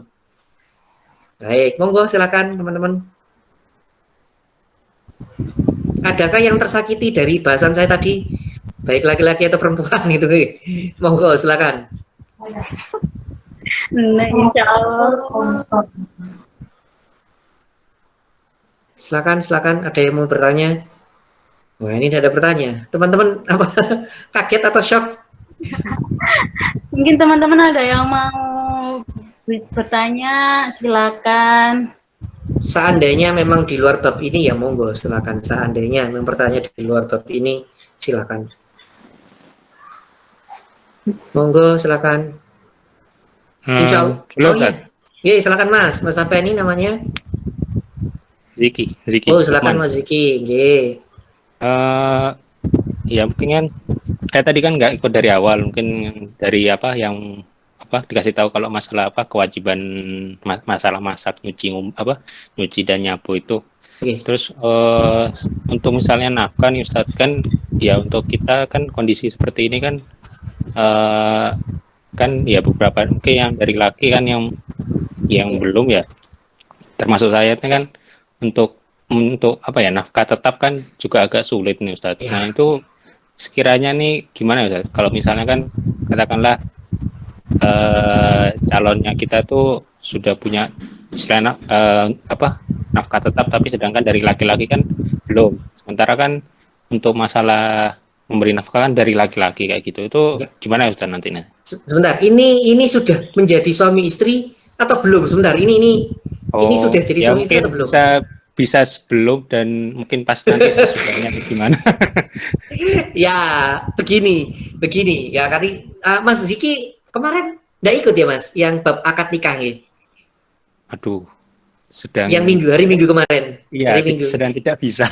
Oh ya, enggak apa-apa. Baik begini. Jadi dalam rukun dan syarat nikah itu tidak disebutkan nafkah. Rukun dan syarat. Jadi sah-sah saja. Sah ya kalau kita berasa pernikahannya, maksudnya kalau mau melanjutkan akad nikah itu sah. Tapi kalau sudah dalam pernikahan, sudah menjadi pernikahan, nah nafkah itu menjadi wajib. Maksudnya suami punya kewajiban nafkah. Nah sekali lagi balik, Ustadz, si suami misalnya belum matang secara nafkah. Kemarin ya, sudah tak hapus ya. Kemarin kan hukum nikah itu menjadi 5. 1 menjadi wajib ketika seorang laki-laki itu satu finansial cukup, dua syahwat memuncak, benar-benar tidak bisa dikontrol. Nah, itu apa, nafkah menjadi wajib. Nafkah menjadi sunnah ketika syahwat masih bisa terkontrol tapi finansial sudah bisa menafkahi. Nah, itu nikah menjadi apa, sunnah. Nikah hukumnya menjadi mubah kalau misalnya ya 50-50. Jadi ya secara finansial ya biasa-biasa aja, syahwatnya juga belum puncak. Itu mubah. Nikah menjadi makruh ketika apa istilahnya finansialnya belum cukup, finansial belum cukup gitu kan ya, dia finansial belum cukup dan apa, tapi ya itu tadi syahwatnya sudah tidak tertahan, maka ya jadi makruh karena finansialnya belum cukup gitu nih. Baru yang terakhir, nafkah menjadi haram kalau dalam pernikahan itu niatnya untuk sesuatu yang jelek, misalnya nyun sewu ben oleh warisan sing wedo atau oleh warisan sing lanang, atau nanti ketika menikah pokoknya pas nikah nanti kamu apa cerai supaya dapat warisan kayak gitu-gitu, itu jadi haram. Nah, balik ke sana tadi, lihat ya, kalimat nikah menjadi makruh ketika laki-laki tidak mampu memberikan nafkah. Saya ulangi kalimat saya, laki-laki tidak mampu memberikan nafkah. Atau Mas Ziki kalau gabung di grup WhatsApp-nya Share It itu, insya Allah ada fotonya kok, ada picture-nya kemarin, kajian yang kemarin di share di share yang menyebabkan nikah menjadi makruh. Selain satu apa tadi, laki-laki secara finansial kurang mampu, atau yang kedua nyun sewu, laki-laki secara seksual kurang mampu, itu juga menyebabkan pernikahan jadi makruh. Nah, saya lanjutkan. Jadi kalau saya Ustaz, si wanita itu lebih finansialnya lebih cukup daripada saya gitu kan ya, kewajiban jenengan itu cuma menafkahi. Apakah menafkahinya itu mewah atau enggak? Bukan itu yang disebutkan. Menafkahinya itu jadi cukup atau enggak, itu bukan itu yang disebutkan. Meskipun nanti kita bahas bab nafkah insya Allah minggu depan ya, kita bahas dua. Minggu depan bahas mahar dan nafkah lebih detail lagi. Nanti Madzhab Hanafi menyebutkan sekian dirham gitu kan ya. Madzhab Syafi'i menyebutkan sekian, itu ada detailnya. Ada yang bilang oh enggak sampai sekian pokoknya cukup. Nah, kewajiban kita itu cuma menafkahi. Ustadz, menafkahi itu apa sih? Bayar listrik, bayar apa air, bayar kontrakan, ngasih makan, semuanya. Beli kuota apa internet dan kayak gitu-gitu ya, itu juga termasuk kewajiban suami. Kalau Ustadz kita tidak bisa menyediakan salah satu di antaranya, selama Anda masih menafkahi, bisa melaksanakan salah satu di antara itu masih masuk nafkah meskipun kurang. Sekali lagi, itu masih masuk nafkah meskipun kurang. Ya, jadi Ustadz kalau istri kita yang lebih cukup gimana? Ya bicarakan di depan, ya ngomong saja, yang saya tidak mampu menafkahi secara, maksudnya memberikan nafkah secara cukup, ya sampaikan di depan. Dan si wanita tidak punya kewajiban untuk nafkah. Jadi si laki-laki gopo bingung yo, bayar ini maksudnya nafkah bingung, apalagi PPKM kayak gini ya, bingung. Tidak boleh si wanita laki-laki ngomong, yang bayar apa? Oh, tidak boleh. Kewajiban hanya ada di laki-laki, wanita tidak punya kewajiban. Tapi kalau wanitanya bilang gini, Mas sampean ketok ani bingung Mas, yang kayak duitku ya Mas, gak apa-apa kayak duitku sih. Nah, itu boleh, dan itu pahalanya besar buat wanita. Kenapa? Karena wanita ada banyak kewajiban. Ya gitu nggih, wanita tidak punya kewajiban, yang punya kewajiban laki-laki, meskipun puyeng sekalipun, laki-laki tetap kewajibannya dia. Tapi kalau wanita mau bantu silakan saja. Ustadz, seandainya PPKM terus kita ya di PHK Ustadz, laki-laki ini misalnya. Terus kewajibannya bagaimana Ustadz? Ya dia tetap berusaha cari pekerjaan, jualan atau gimana pun. Kalau hasilnya tetap tidak dapat, ya itu bukan dosanya dia. Dia kerja misalnya, dia kemana-mana, ngelamar kemana-mana, atau jualan online misalnya, atau nyun sewu gojek gitu kan ya. Sudah usaha tuh, tapi tidak dapat rezekinya, ya dia tidak kena dosa. Sudah usaha kok. Ikhtiarnya sudah dia lakukan. Oke, bisa dipahami ya. Jadi laki-laki kewajiban untuk menafkah itu satu, nggak bisa diganggu-gugat. Terlepas nanti hasilnya ternyata tidak mencukupi, nah itu beda cerita. Tidak kena di situ dosanya, dia tidak kena dosa, dia sudah ikhtiar kok. Oke, bisa dipahami Mas G? Mas Ziki ini G. Baik, silakan ada lagi. Ada lagi Ustadz, ini di kolom komentar atas nama Era Widya. Assalamualaikum Ustadz, bagaimana si suami tersebut memang tidak bisa memberikan nafkah lahir dan batin, namun juga tidak mau diceraikan. Bagaimana ya Ustadz? Begini Mbak Nyun Sewu, okay? Secara fikih, lo lihat ya, kalau jangan ngikuti dari pertama tadi. Mana tadi? Nah, memberi nafkah sama mahar, kalau mau nafkah batin kayak mau nafkah lahir kayak, kalau seorang suami tidak melakukan hal itu, maka nomor satu, wanita berhak untuk menolak. Maksudnya menolak itu gimana? Dijak hubungan suami istri, moyang, itu berhak, dia tidak dosa. Jadi ketika diajak sama suaminya, ayo moyang. Kenapa? Karena suami tidak memberikan, salah satu di antara ini ya, tidak memberikan mahar, tidak memberikan nafkah, baik itu nafkah batin atau nafkah lain. Apa? Iya nafkah batin, nafkah lahir lah ya. Dia boleh nolak. Moyang misalnya gitu ya, karena dia tidak melakukan kewajiban itu satu. Nah, kalau misalnya tidak melakukan hal itu berlangsung-langsung lama, itu para ulama bilang dia berhak meminta talak. Berhak, bicara berhak ya, karena yang mentalak kan suami, tidak ada istri mentalak itu, tidak ada. Mentalak itu suami, tapi istri berhak melakukan talak, boleh. Maksudnya dia mengajukan talak. Terus Ustadz kalau dia nolak, nyun sewu ya, berarti Anda bisa mengajukan ke pengadilan. Di dalam apa? Di dalam contoh para ulama fikih dulu ya begitu, boleh mengajukan pengadilan. Ye, bisa dipahami nggih. Jadi Ustadz terus gimana ya kalau tidak mau diceraikan? Ya bisa mengajukan pengadilan. Nyun sewu ya teman-teman, begini ini saya harus sampaikan. Seorang guru tidak layak untuk memberikan nasihat bercerai. Ya saya itu tidak boleh. Kalau ada orang curhat ke rumah saya berulang-ulang wakeh, baik itu mbak-mbak atau mas-mas yang curhat masalah rumah tangganya, itu separah apapun saya tidak pernah menasihatkan untuk bercerai. Saya baru ngomong ya sudah bercerai. Itu kalau karena guru itu kalau melihat yang curhat itu sudah dianiaya secara fisik. Ya jadi misalnya apa namanya ditampar, dianiaya terus membahayakan fisiknya. Nah itu boleh seorang guru nasihati bercerai saja karena itu sudah membahayakan. Tapi kalau nyun saya bahkan ketika suaminya selingkuh sekalipun misalnya, ini yang saya tidak pernah menasihati untuk bercerai. Kenapa? Karena apa? Guru itu tabu untuk menasihatkan bercerai. Oke, nah kembali lagi. Ketika tadi jenengan tanya seperti ini saya bukan menasihatkan orang untuk bercerai loh ya, bukan. Tapi secara fikih kalau tidak diberikan nafkah dan lahir dan batin secara berturut-turut, apalagi Umar bin Khattab bilang 3 bulan berturut-turut, dia berhak meminta cerai. Terus gimana Ustadz si suami tidak mau dicerai? Ya ke pengadilan, minta cerai ke pengadilan. Nah, boleh, secara Islam itu boleh, dia tidak berdosa. Nggih, bisa dipahami nggih. Jadi ingat saya bukan menyuruh orang untuk cerai, bukan ini saya bicara kaidah fikihnya. Nggih, bisa dipahami. Saya datang ini itu Bu Era Widya ya. Monggo silakan ada lagi. Baik. Dari Furqan Najib. Assalamualaikum, permisi izin bertanya. Beberapa waktu lalu kan ada berita mengenai RKUHP yang mengatur soal pemaksaan hubungan suami istri bisa dipenjara karena dikategorikan sebagai tindak pidana perkosaan. Nah itu menurut Ustaz bagaimana nggih? Apa tidak bertentangan? Nyun sewu begini, yang ini saya tidak bisa jawab ya teman-teman ya. Nyun sewu saya tidak bisa jawab begini. Saya takut salah kalau yang ini karena saya nunggu fatwanya atau diskusi para kiai saja. Saya tidak bisa jawab. Kenapa? Karena ini kan di hukum pemerintahan ini kan baru. Di hukum pemerintahan ini tentang ketika suami memaksa istrinya untuk melakukan hubungan suami istri, hubungan seksual, akhirnya dianggap perkosaan menurut hukum pemerintah, hukum Indonesia atau hukum negara gitu ya. Sedangkan di bab saya belum menemukan di kitab-kitab yang fikih kontemporer tentang yang bab seperti ini. Saya tidak berani jawab, takut salah jawab. Semoga minggu depan saya sudah ketemu jawabannya, teman-teman. Saya tanyakan pada para kiai sama para gus yang lebih paham di grup-grup Facebook itu. Saya tidak berani jawab. Nyuwun sewu, saya takut salah jawab. Karena ini bab baru. Kalau di fikih namanya fikih kontemporer. Bisa dipahami ya, nyuwun sewu, saya tidak bisa jawab yang ini daripada salah. Baik, monggo ada lagi. Ini ada lagi Ustaz tadi disebutnya masalah harta suami istri harus jelas. Ini yang dimaksud harus jelas ini seperti apa ya Ustaz? Oh ini ya lewat private ya? Iya, pertanyaan lewat private ya, di sini tidak kelihatan saya. Iya benar Mbak. Private di WA Ustaz. Oh WA. Oke. Ustadz yang maksud harta suami istri harus jelas itu bagaimana? Begini, akadnya harus jelas. Contoh begini. Yang beli mobil itu misalnya ya, yang beli mobil itu suami, maka itu punya suami, ditulis sih harta suami, tulis ini hartanya suami.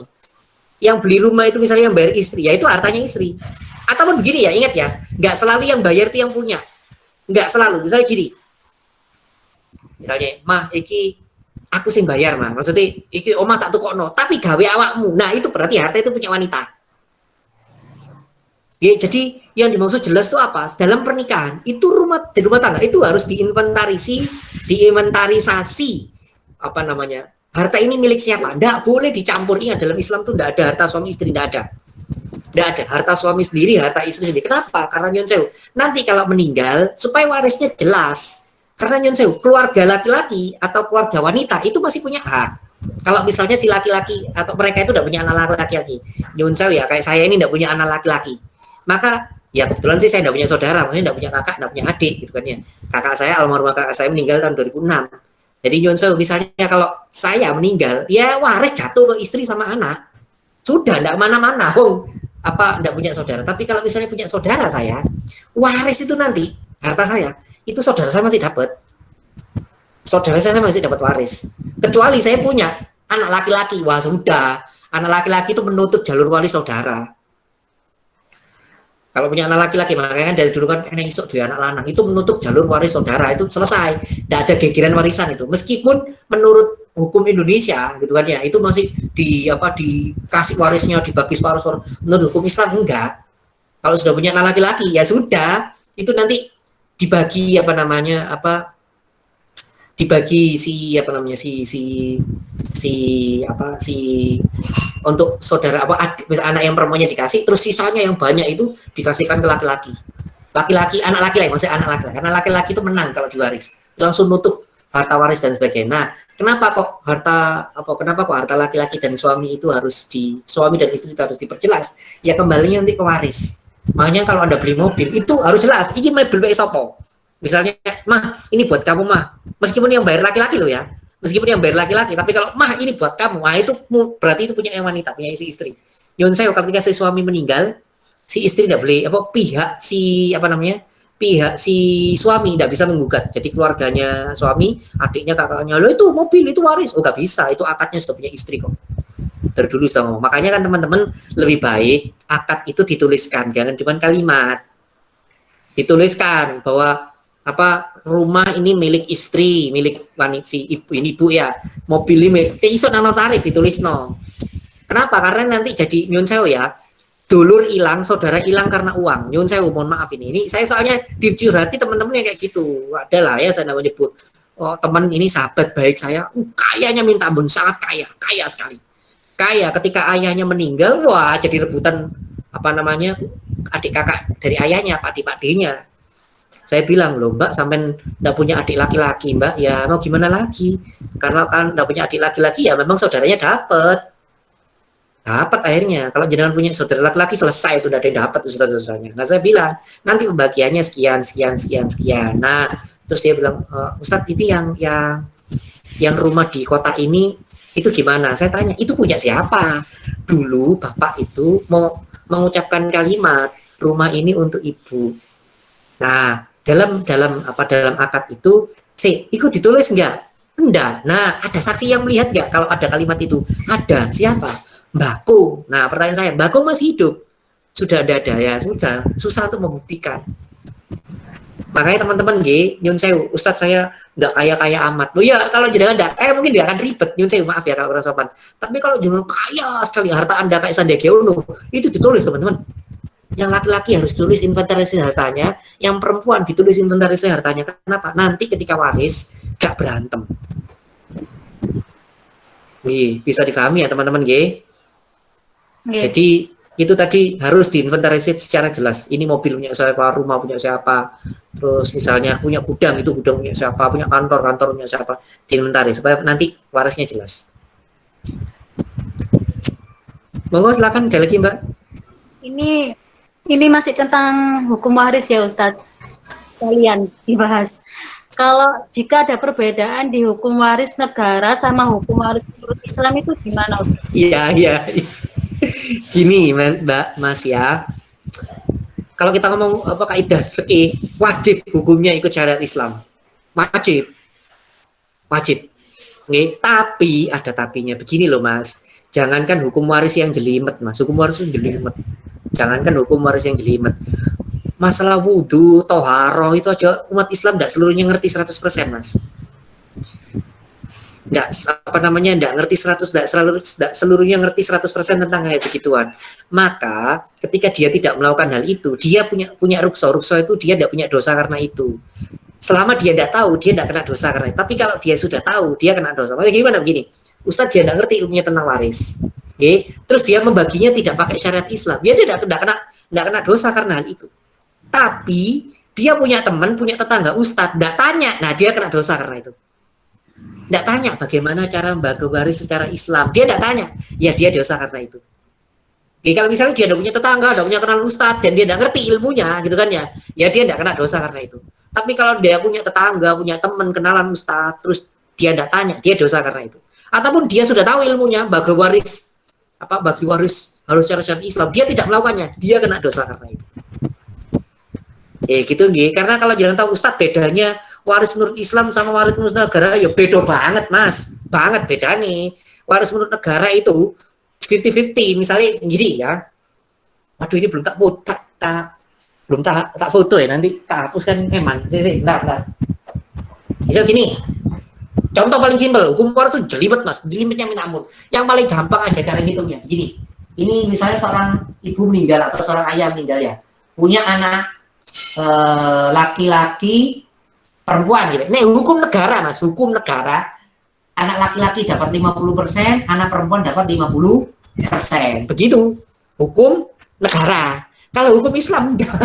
Hukum Islam tuh begini. Ini anak laki-laki, anak perempuan, maka hartanya dibagi menjadi 3, 1, 2, 3, gitu kan ya. Yang satu bagian dikasihkan ke perempuan, yang 2 bagian dikasihkan ke laki-laki. Ini bisa nyebutnya 75%, ini nyebutnya 25%. Oke, caranya begitu. Loh Ustadz, kalau misalnya tak ganti lagi, biar jenengan tahu beda banget hukum Islam sama hukum negara. Kalau misalnya waris ya, beda banget. Nih, laki-laki 1, perempuan 2. Nih, kalau dalam hukum negara itu ya sudah dibagi 3, 33,33% semua. Gini ya. Semua dapat begitu, hukum negara. Kalau hukum Islam enggak begitu. Hukum Islam begini. Kan bagi 3 nih. Bagi 3 berarti gini.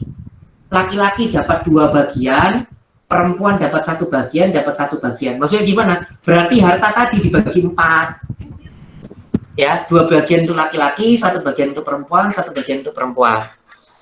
Oke, jadi melihatnya dari laki-laki. Atau begini. Biar jangan tahu kasusnya lagi. Anak laki-lakinya 2, anak perempuannya 2, atau anak perempuannya 1 lah, gini biar ya.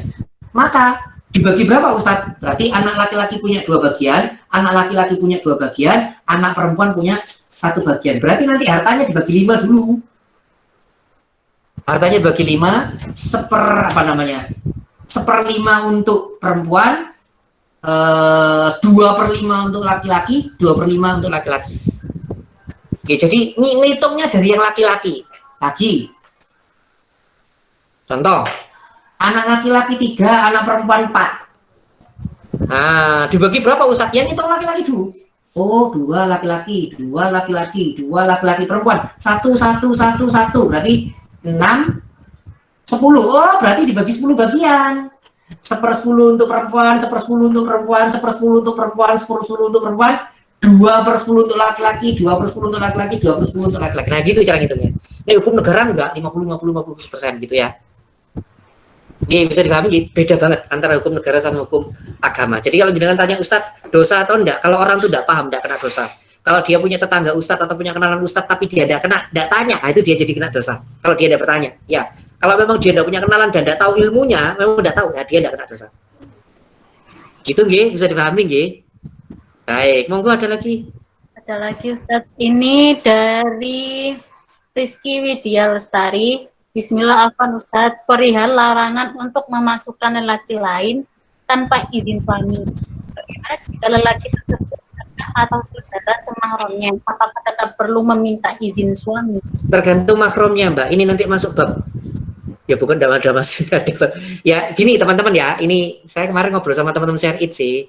Kalau memang ini teman-teman animonya besar, bab fikih nikah ini nanti bakal dilanjut ke bulan depan. Bakal nanti ada, biasanya kan kita fikih enggak fikih nikah tuh, fikih tawaroh sama fikih sholat kan begitu. Nah kalau memang ini bab fikih nikah ini ternyata apa istilahnya animonya besar, insya Allah bulan depan bakal dilanjutkan. Jadi ngajinya 2, ya ngaji fikih tawaroh sama sholat dilanjutkan, plus ditambahin fikih nikah. Nanti teman-teman termasuk belajar bedanya mahram. Mahram nanti ada tiga, mahram ada tiga, mahram karena nasab, mahram karena hubungan pernikahan, mahram karena sepersusuan. Nah itu nanti banyak mahram sepersusuan itu siapa saja yang termasuk mahram. Nah termasuk ketika dengan Ustadz kalau misalnya tidak ada izin laki-laki mahram tidak diizin apakah mahram juga termasuk yang harus minta izin yang harus minta izin suami, tergantung mahramnya. Mahram yang mana harus minta izin suami. Ada yang mahram tidak perlu minta izin suami, ada mahram yang harus izin suami. Oke, kembali lagi nanti ini masuk ke bab, semoga saja ya kalau misalnya ini semoga nanti bulan depan kita bisa melanjutkan bab fikih. Nanti itu bisa dijelaskan mahram yang yaitu tadi mahram yang suami ya sudah monggo silakan masuk karena ini mahram kayak contoh mahram nasab, bapak kayak gitu loh. Yang kayak gitu-gitu tidak perlu minta izin suami. Gitu semoga saja bulan depan kita bisa melanjutkan fikih nikah gitu kan ya. Karena minggu depan kita tidak bahas mahram, minggu depan kita bahas nafkah dan mahar. Detail nanti itu. Macam-macam nafkah dan macam mahar. Batasan minimal nafkah, batasan minimalnya rumah, maksudnya apakah laki-laki wajib membelikan rumah, itu 4 madhab bahas itu. Kayak gitu nggih, insya Allah minggu depan kita bahas itu. Makanya kalau bisa bersambung, jangan ikuti tiap minggu. Oke, baik. Ada lagi, monggo silakan. Oke, ada lagi Ustadz dari Mbak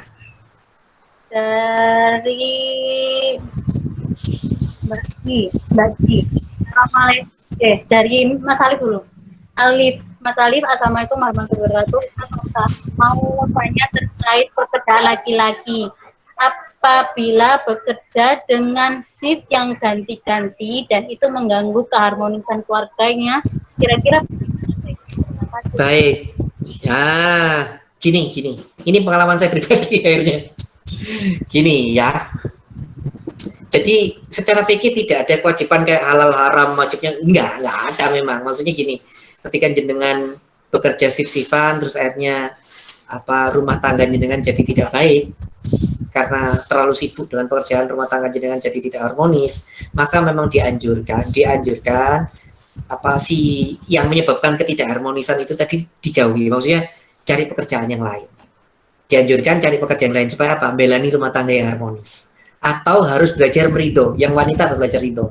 Ketika suaminya itu sering tidak di rumah dan sebagainya atau shift malam, itu harus sama-sama belajar. Ingat ya, bab pernikahan itu tidak melulu tentang fikih. Kita kan dari tadi bahas fikih ya. Bab pernikahan itu tidak melulu tentang fikih. Ada bicara tentang adab, ada bicara tentang ini contoh ya. Nyun sewu, jadi ingat saya. Ustadz, istri ngomel-ngomel itu termasuk nusus nggak? Maksudnya nusus itu durhaka nggak? Istri ngomel suaminya diomeli mulu, termasuk nusus nggak? Enggak. Itu bukan nusus. Jadi istri ngomel itu tidak nusus. Tapi tidak salah Ustadz, suaminya tidak salah. Tetap meskipun suaminya tidak salah, yang salah si wanita misalnya. Istri ngomel itu tidak termasuk nusus. Nggak termasuk nusus, cuman ingat ya secara fikih, secara pernikahan itu tidak melulu tentang fikih, ada akhlak di sana. Yo nek bendino ngomel kok ya aneh toh, yo ono guyone rek mosok ngomel toh. Ada yang namanya adab, ada yang namanya akhlak. Nggih, begitu nggih. Jadi kalau jangan tanya Ustadz, kalau misalnya bekerja shift ganti-ganti terus gimana? Maka dianjurkan yang laki-laki mencari pekerjaan yang lain. Itu saya alami dulu. Saya alami lebih baik ya sudahlah daripada rumah tangga harmonis ini cari pekerjaan yang lain. Nggih, begitu nggih.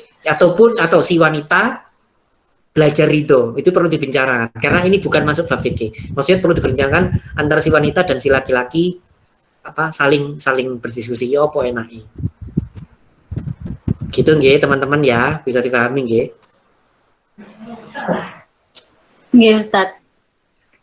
Terus pertanyaan selanjutnya dari Mbak Di. Assalamualaikum, aku bertanya mengenai hak istri suami.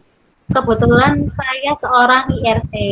Saya dan suami membuat kesepakatan tentang pembagian gaji suami mengikuti uang suami dan tabungan wajib. Nah, suami bilang bila ada kekurangan nafkah istri dalam tabungan, saya boleh ambil di tabungan tersebut. Dalam kesepakatan awal kami, tabungan tersebut berbeda dengan uang istri maupun suami. Jadi tidak disentuh selain darurat karena statusnya tabungan bersama suami dan istri. Bagaimana bila case-nya Nah, gini, ini yang jadi masalah, gitu loh. Ini yang jadi masalah. Ya. Gini, kita belum bahas fikih ya, kita tidak bahas fikih. Ustadz, tabungan bersama suami istri itu boleh atau tidak? Boleh, wong itu apa namanya kesepakatan suami istri kok boleh bikin tabungan bersama. Nah, tabungan bersama ini tidak boleh digugatkan. Digugatkan itu akhirnya ini termasuk nafkah istri atau ini bukan termasuk nafkah istri, itu tidak bisa digugatkan. Kenapa? Sekali lagi, yang bersama itu tidak bisa digugatkan secara syariat. Kalau secara syariat memang bersama itu tidak ada, maksudnya apa tabungan bersama itu tidak ada, secara syariat tidak ada. Tapi memang karena kita yang namanya suami istri, ya tabungan bersama saya yang supaya aku naik ono darurat gitu kan ya, darurat bisa dijukuk. Nah, tabungan bersama ini tidak bisa digugatkan. Yun saya misalnya gini, Ustadz, ketika kita nafkah kurang, akhirnya saya mau ngambil tabungan darurat, tapi sama suami tidak boleh. Nah, itu tidak bisa digugat. Maksudnya suami tidak bisa berdosa karena itu. Kenapa? Karena ini tidak masuk. Tabungan darurat itu tidak bisa disyariatkan. Astagfirullah, tabungan darurat. Tabungan bersama. Bersama itu tidak bisa disyariatkan. Karena di dalam apa namanya, di dalam syariat itu tabungan suami sendiri, tabungan istri sendiri. Jadi kalau misalnya Ustadz, kalau misalnya dalam darurat nafkah kurang, Anda ngambilnya hanya dari tabungan suami. Maksudnya yang ditabung suami boleh ngambil. Tabungan darurat tidak bisa. Meskipun kalaupun Ustadz ini diakatkan tidak bisa karena itu tadi tabungan darurat itu bukan tabungan darurat. Pokoknya tabungan sesuatu yang dibersamakan itu tidak bisa disyariatkan. Maksudnya tidak bisa digugat. Kalau bermasalah di kemudian hari menurut syariat Islam ya, saya tidak bicara hukum pemerintah ya, bukan. Saya bicara menurut syariat Islam. Sesuatu yang dijadikan akadnya bersama itu tidak bisa digugat. Tidak bisa digugat bersama. Oke, jadi kalau jenengan tadi tanya Ustadz, ini kami punya tabungan suami istri, terus apa ketika kami nafkah kurang, terus saya ngomong, yang ambil dari tabungan bersama dong. Nah, itu tidak, maksudnya gini, kalaupun suami Anda menolak, suami Anda tidak bisa kena dosa. Kenapa? Karena bersama, yang namanya bersama itu tidak bisa digugatkan secara syariat. Makanya lebih baik nyun sewu, akadnya itu diperjelas. Tabungan mana yang mau ditarik? Tabungan bersama itu bukan untuk itu. Tidak bisa difikirkan gitu loh maksudnya. Ya Anda boleh, misalnya Anda boleh marah, boleh. Maksudnya Anda kecewa dengan yang dilakukan suami Anda, boleh. Tapi Anda, maksudnya suami Anda tidak bisa kena dosa karena itu. Kenapa? Karena secara ini sesuatu yang bersama, bukan milik suami atau milik istri. Ya gitu nggih. Bisa dipahami nggih? Ini yang tanya tadi Mbak siapa ini? Mbak G ini. Mbak G ya. Ya Mbak G ini ya. Bisa dipahami nggih. Jadi lebih baik akadnya diperjelas. Maksudnya ngambil menarik itu tadi dari menarik yang mana? Menarik suami aja atau menarik dari tabungan? Ya jelas tabungan suami lah, jangan tabungan istri. Menarik tabungan suami. Ustadz, tapi memang kita dulu kesepakatannya menarik dari tabungan bersama, gitu kan ya? Meskipun untuk menarik dari tabungan bersama, tapi tidak bisa difikirkan. Maksudnya Anda tidak bisa menggugat itu karena secara syariat tabungan bersama itu sesuatu yang bersama, bukan sesuatu yang dimiliki bersama, itu tidak bisa digugat. Oke, bisa difahami ya teman-teman, oke?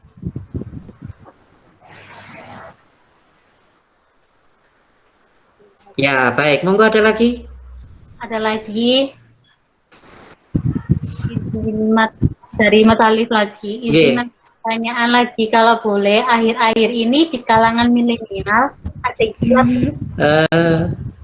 dan ketika sudah bisa dan melanggar itu, maka bisa digugat. Kira-kira gimana itu? Ya, jadi Ustadz boleh nggak perjanjian pernikah? Boleh. Boleh. Di zaman para sahabat dan Nabi dulu ada perjanjian pernikah. Hanya saja teman-teman kondisinya berbeda. Tapi boleh ya, kalau ngomong boleh. Gini tak jelasin. Jadi perjanjian pernikah itu adalah apa? Menuliskan setelah pada saat akad nikah itu ada bab-bab yang ditulis. Jika suami begini nanti akan terjadi ini, jika istri yang begini nanti begini. Termasuk sudah ada pemisahan hartanya itu di awal, itu boleh. Begini, saya jawab sejarahnya dulu sampai akhirnya muncul kalimat boleh. Begini, di dalam bab fikih ada yang namanya siwata. Sebentar. Waktunya spidol saya. Sebentar. Ini bisa diisi ulang sebentar ya. Allah.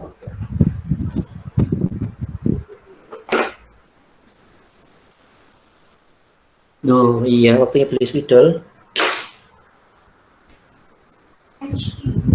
Ada yang namanya siwatan. Apa itu psikotalik? Psikotalik itu cerai yang digantungkan, cerai yang dipersyaratkan di awal. Jadi begini, biasanya orang-orang nyunsel ya, benar kata Mas Alif ini, anak-anak milenial itu sekarang pakai beginian. Gini, dulu ceritanya begini, dulu itu teman-teman para sahabat itu ketika mau perang, ketika mau nikah itu kondisinya paham bahwa mereka sebentar lagi akan berperang. Maka ketika setelah menikah, pada saat akan nikah, wanita itu menuliskan psikotalik. Apa saudara laki-laki menuliskan psikotalik?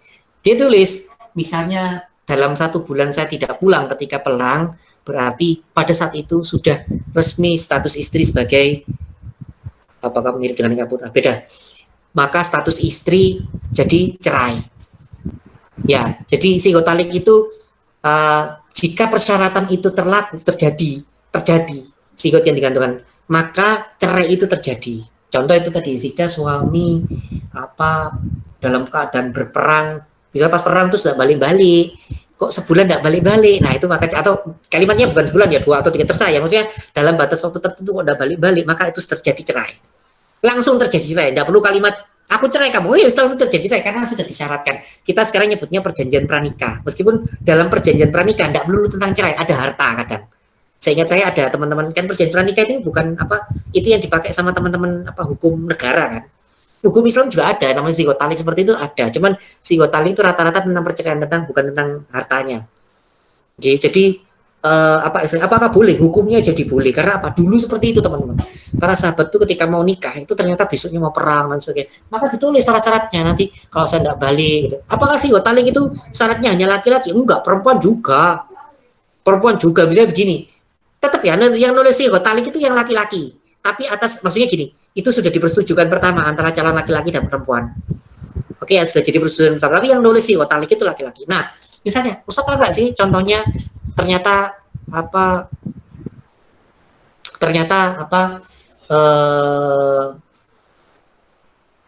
istilahnya ternyata dari pihak wanita. Contohnya begini. Misalnya gini ya, misal si wanita laki-laki nulis begini. Jika perempuan itu keluar rumah 3 kali tanpa seizinku, maka cerai sudah terjadi. Itu juga boleh. Itu masuk psikotalik. Mensyarat terjadi syarat sesuatu, akhirnya itu jadi kayak Imam Abu Hanifah, Khalifah Al-Rasyid loh. Kalau cerita yang terkenal itu kan Khalifah Al-Rasyid itu punya istri yang sangat cantik. Terus Yun Sewu yang namanya wanita ya. Yun Sewu ini rasan-rasan, jadi keceplosan gitu loh si istrinya Khalifah Al-Rasyid itu keceplosan ngomong rahasia negara yang namanya raja ya, ngomong coba pas rasan-rasan ngomong rahasia negara, marah lah Al-Rasyid. Nah dalam marahnya itu keluar psikotalik. Kalau engkau nanti malam masih ada di kerajaanku, maka berlaku cerai untukmu. Nah itu namanya psikotalik. Psikotalik itu cerai yang digantungkan selama syarat itu belum terjadi, tidak terjadi. Tapi kalau saat terjadi, ya sudah langsung terjadi cerai itu. Ya sudah cerai terjadi syarat itu. Nah, istilahnya perjanjian pranikah itu ada kesananya. Meskipun perjanjian pranikah itu tidak melulu tentang cerai, ada tentang hartanya juga. Jadi kalau jangan tanya hukumnya boleh. Cuman agak aneh saja buat kita yang tidak tidak dalam kondisi perang atau tidak dalam kondisi yang darurat seperti itu. Boleh sih, boleh, hukum fikihnya boleh. Kecuali kalau misalnya begini, Ustadz saya nikah dengan suami saya terus karena begini Ustadz. Sudah sama-sama paham dari pihak si suami, ternyata keluarganya si suami itu kemaruh harta, nyun sewu. Kemaruh harta, atau dari pihak si istri kemaruh harta, nyun sewu. Akhirnya dibikinlah perjanjian. Itu boleh. Itu malah lebih dulu. Kenapa? Daruratnya sudah muncul. Psikotalik itu termasuk dari hukum perjanjian pernikah. Ini psikotalik ya termasuk. Kalau psikotalik itu melulu tentang perceraian, syarat-syarat perceraian. Tapi kalau perjanjian pernikah nggak melulu syarat perceraian, ada tentang hartanya juga. Oke, tapi ingat ya, perjanjian pernikah itu cuman itu hukum hukum pemerintahan ya. Hukum Indonesia cuman hukum agama ya psikotalik ini, nggak tentang harta. Paham nggih? Ini tadi siapa nanya? Mas Ali paham nggih? Apa bedanya dengan nikah mut'ah? Beda Mas. Kalau nikah mut'ah itu nikah dengan niat kontrak. Maksudnya gini, aku nikah denganmu, niat untuk bercerai, nikah diniati untuk bercerai. Dalam artian kontraknya nanti ya aku nikah sama kamu saulana yo, itu jadi nikah mut'ah. Itu memang diniatkan untuk bercerai. Kalau ini psikotalik Diniatkan untuk bercerai itu karena memang ya akadnya begitu ya. Beda sama maaf ini kalau kalimat saya kurang sopan. Beda, meskipun ini boleh. Maaf kalau kurang sopan. Ada seorang laki-laki sama wanita, mereka pacaran kebablasan untuk melindungi si wanita, si laki-laki bilang, "Yo, tak rapi ya." Rapi, tapi ingat ya, nanti kalau sudah lahir tak cerai kamu. Nah, ini bukan nikah mut'ah ya. Ini bukan nikah kontrak. Ini juga boleh. Saya enggak ngomong, saya bukan menyarankan seperti ini, enggak. Saya cuma bilang hukum fikihnya. Boleh, yang kayak gini juga boleh. Tapi saya enggak ngomong harus begitu, enggak lah ya. Hukum fikihnya boleh. Beda kalau nikah mut'ah itu nikah kontrak. Memang dari awal kok aku nikah mbakmu saulan ae nyonco ya yang dilakukan orang Syiah gitu, yang biasanya di puncak-puncak di Pasuruan, Banyuwangi itu kan ada sampai sekarang nikah mut'ah itu. Ya itu haram ya, hukumnya haram, nikah mut'ah haram. Ya, 4 mazhab haram kecuali Syiah ya. Kalau Hanafi, Maliki, Syafi'i, Hambali haram. Tak boleh, ya. Nah, kembali lagi terus perjanjian pernikah boleh, hukumnya boleh. Karena di zaman para sahabat juga dulu ada. Apalagi dengan unsur-unsur darurat yang kita contohin tadi ya. Nah, keluarga suami kemaruh harta atau keluarga istri kemaruh harta, hanya dibikinlah perjanjian pernikah itu boleh. Oke, terakhir nih kayaknya Mbak Ki yang tadi ini belum paham nih. Mana ini monggo Mbak moderator?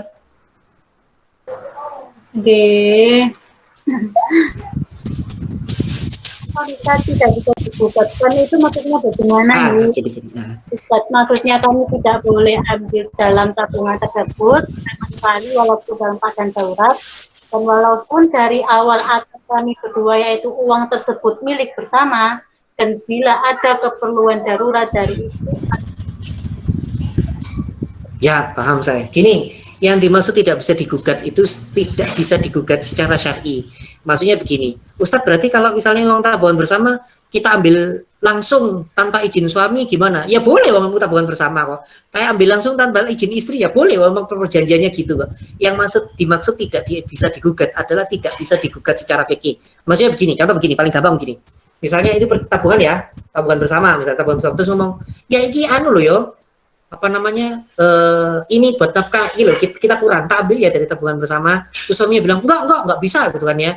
Terus jenengan bilang gini, dosa lo ya, enggak boleh. Nah, enggak bisa begitu jenengan. Suami pun kalau misalnya menolak, jangan ngambil. Suami Anda enggak kena dosa. Yang maksud tidak bisa digugatkan itu bukan berarti tidak bisa diambil, bukan ya. Enggak bisa digugatkan itu adalah enggak bisa dihukumkan perkara dosa dan halal. Maksudnya suaminya dosa karena menolak, enggak boleh ngambil, enggak bisa karena itu hukumnya abu-abu. Paham ya maksud saya? Bukan berarti tidak boleh diambil, bukan. Boleh diambil, silakan diambil. Maksudnya diambil si suami karena perjanjian di awal itu dia tak ambil tanpa persetujuan suami boleh, atau tak ambil tanpa persetujuan istri boleh. Ya boleh saja, itu milik jenengan kok, milik berdua kok, silakan. Yang dimaksud tidak bisa digugat adalah tidak bisa digugat secara hukum. Oke, nyuwun sewu, maaf kalau kalimat saya sopan, mohon maaf ya. Misalnya nanti di akhirat, mohon maaf ya. Misalnya di akhirat, misalnya suami istri ini cerai gitu ya, terus menggugat. Ya Allah, ini tak dulu suami saya masalah tabungan bersama, terus saya ambil nafkahnya, dia tidak mau ya Allah, nafkah dari tabungan bersama tadi, dia tidak mau ya Allah, maka timpakan dosa kepadanya, tidak bisa. Yang dimaksud tidak bisa digugat adalah tidak bisa digugat secara hukum fikih. Paham ya teman-teman ya? Jadi bukan tidak bisa diambil hartanya, bukan, tidak bisa digugat secara hukum fikih. Bisa dipahami ya? Jadi secara hukum fikihnya tidak bisa ya, karena itu tadi itu tabungan bersama soalnya. Ya paling gampang beginilah, saya sama ya belum beli ya, ada suami istri gitu kan ya, ada suami istri beli beli mobil urunan gitu kan ya, setelah selesai urunan dua-duanya sama-sama meninggal, misalnya ya mereka bercerai, atau misalnya salah satu di antara mereka selingkuh, berantem, bercerai, terus pada saat meninggal nanti di akhirat itu saling menggugat, itu dulu dia mengambil mobil saya gitu ya. Terus yang perempuan, enggak itu mobil saya, itu tidak bisa digugatkan. Kenapa? Karena itu bersama. Secara fikih yang tidak bisa digugatkan. Tapi kalau jenengan mau itu nanti dibagi dua, terus uang dari penjualan dipakai bersama, ya monggo, itu kan secara duniawi. Tapi cara fikihnya tidak bisa digugatkan. Kenapa? Karena ya itu tadi, bersama itu tadi. Makanya tadi saya dari awal kan bilang apa tadi? Nanti kalau menikah jangan diperjelas ini harta suami, ini harta istri, diperjelas. Kalaupun mau bikin tabungan bersama ya monggo saja, itu kan sama seperti ya namanya hubungan suami istri ya. Tapi secara fikih tidak bisa Di otak, maksudnya tidak bisa, bukan di otak. Secara fikih tidak ketemu hukum halal haramnya. Oke, bisa difahami ya teman-teman ya.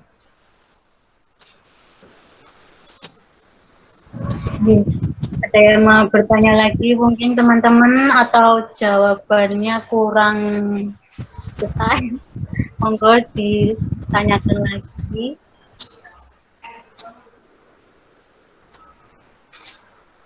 Silakan.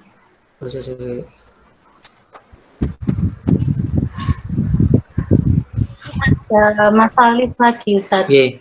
Terkait yang tadi ada bahasan sigot alik. Cerita ketika hamil baru dinikah kemudian dicerai setelah melahirkan. Apakah itu tidak merusak niat nikahnya? Nah, jadi gini, jumhur ulama Hanafi, Maliki, Syafi'i sah, akad nikahnya sah. Jadi kan gini, misalnya si wanita hamil gitu kan ya, terus ya sudah, aku mau bertanggung jawab, tak nikahi kamu. Jumhur ulama mengatakan sah. Kenapa? Ya karena itu tadi, karena tidak merusak akad nikah, tidak merusak rukun nikah. Enggak, itu tetap sah. Hanya Hambali yang mengatakan itu haram. Hambali doang. Kalau Maliki, Hanafi, Maliki, Syafi'i mengatakan sah. Dia tidak merusak akad nikah. Ya ingat ya, saya bukan begini menyarankan orang untuk percaya, enggak ya, saya cuma bicara hukum fikihnya saja. Ya, bisa dipahami ya, sah. Itu sah. Kemarin sempat ada yang tanya saya begitu juga di DM. Baik, ada lagi? Baik teman-teman yang dirahmati Allah, ini sepertinya seru. Insya Allah minggu depan kita akan bicara ini ya, mahar sama nafkah. Itu nanti lebih detail lagi. Ya, minggu depannya lagi Insya Allah sudah mulai bahas dikit-dikit tentang perceraian. Apa saja yang menyebabkan perceraian itu terjadi gitu nggih. Jadi kita selama 4 minggu berturut-turut, kemarin bab rukun dan syarat, ini kewajiban suami istri, besok mahar dan nafkah, terus besok minggu depannya lagi bab tentang perceraian ya, ya, yang bukan yang detail, yang umum saja. Seandainya nanti sampai di akhir minggu ternyata peminatnya masih banyak, Insya Allah mungkin kita akan lanjutkan jadi lebih panjang. Masih ada pertanyaan? Oh ya sudah, wis, monggo. Oke, dari Mbak Pipin Ramadhani. Bagaimana menurut Ustadz bila menikah secara agama terlebih dahulu? Paham. Ustadz, menikah, ini bahasa orang sekarang namanya menikah siri ya. Siri itu bahasa Arab teman-teman. Siri dari kata sir, artinya tidak jelas atau tersembunyi. Makanya kan kalau bacaannya sir, Allahu Akbar, salat duhur kan sir. Ya, suara itu cuma tersembunyi, tidak jelas, samar-samar. Hanya diri Anda sendiri yang mendengar, itu sir. Jadi orang Jawa nyebutnya nikah siri, sir dari bahasa Arab artinya sir. Yang itu tidak jelas sama-sama. Maksudnya tidak jelas itu bukan tidak jelas hukumnya, maksudnya tidak diadministrasikan. Nah, boleh nggak Ustaz? Boleh. Jadi syarat KUA-nya lama Ustaz, ya boleh.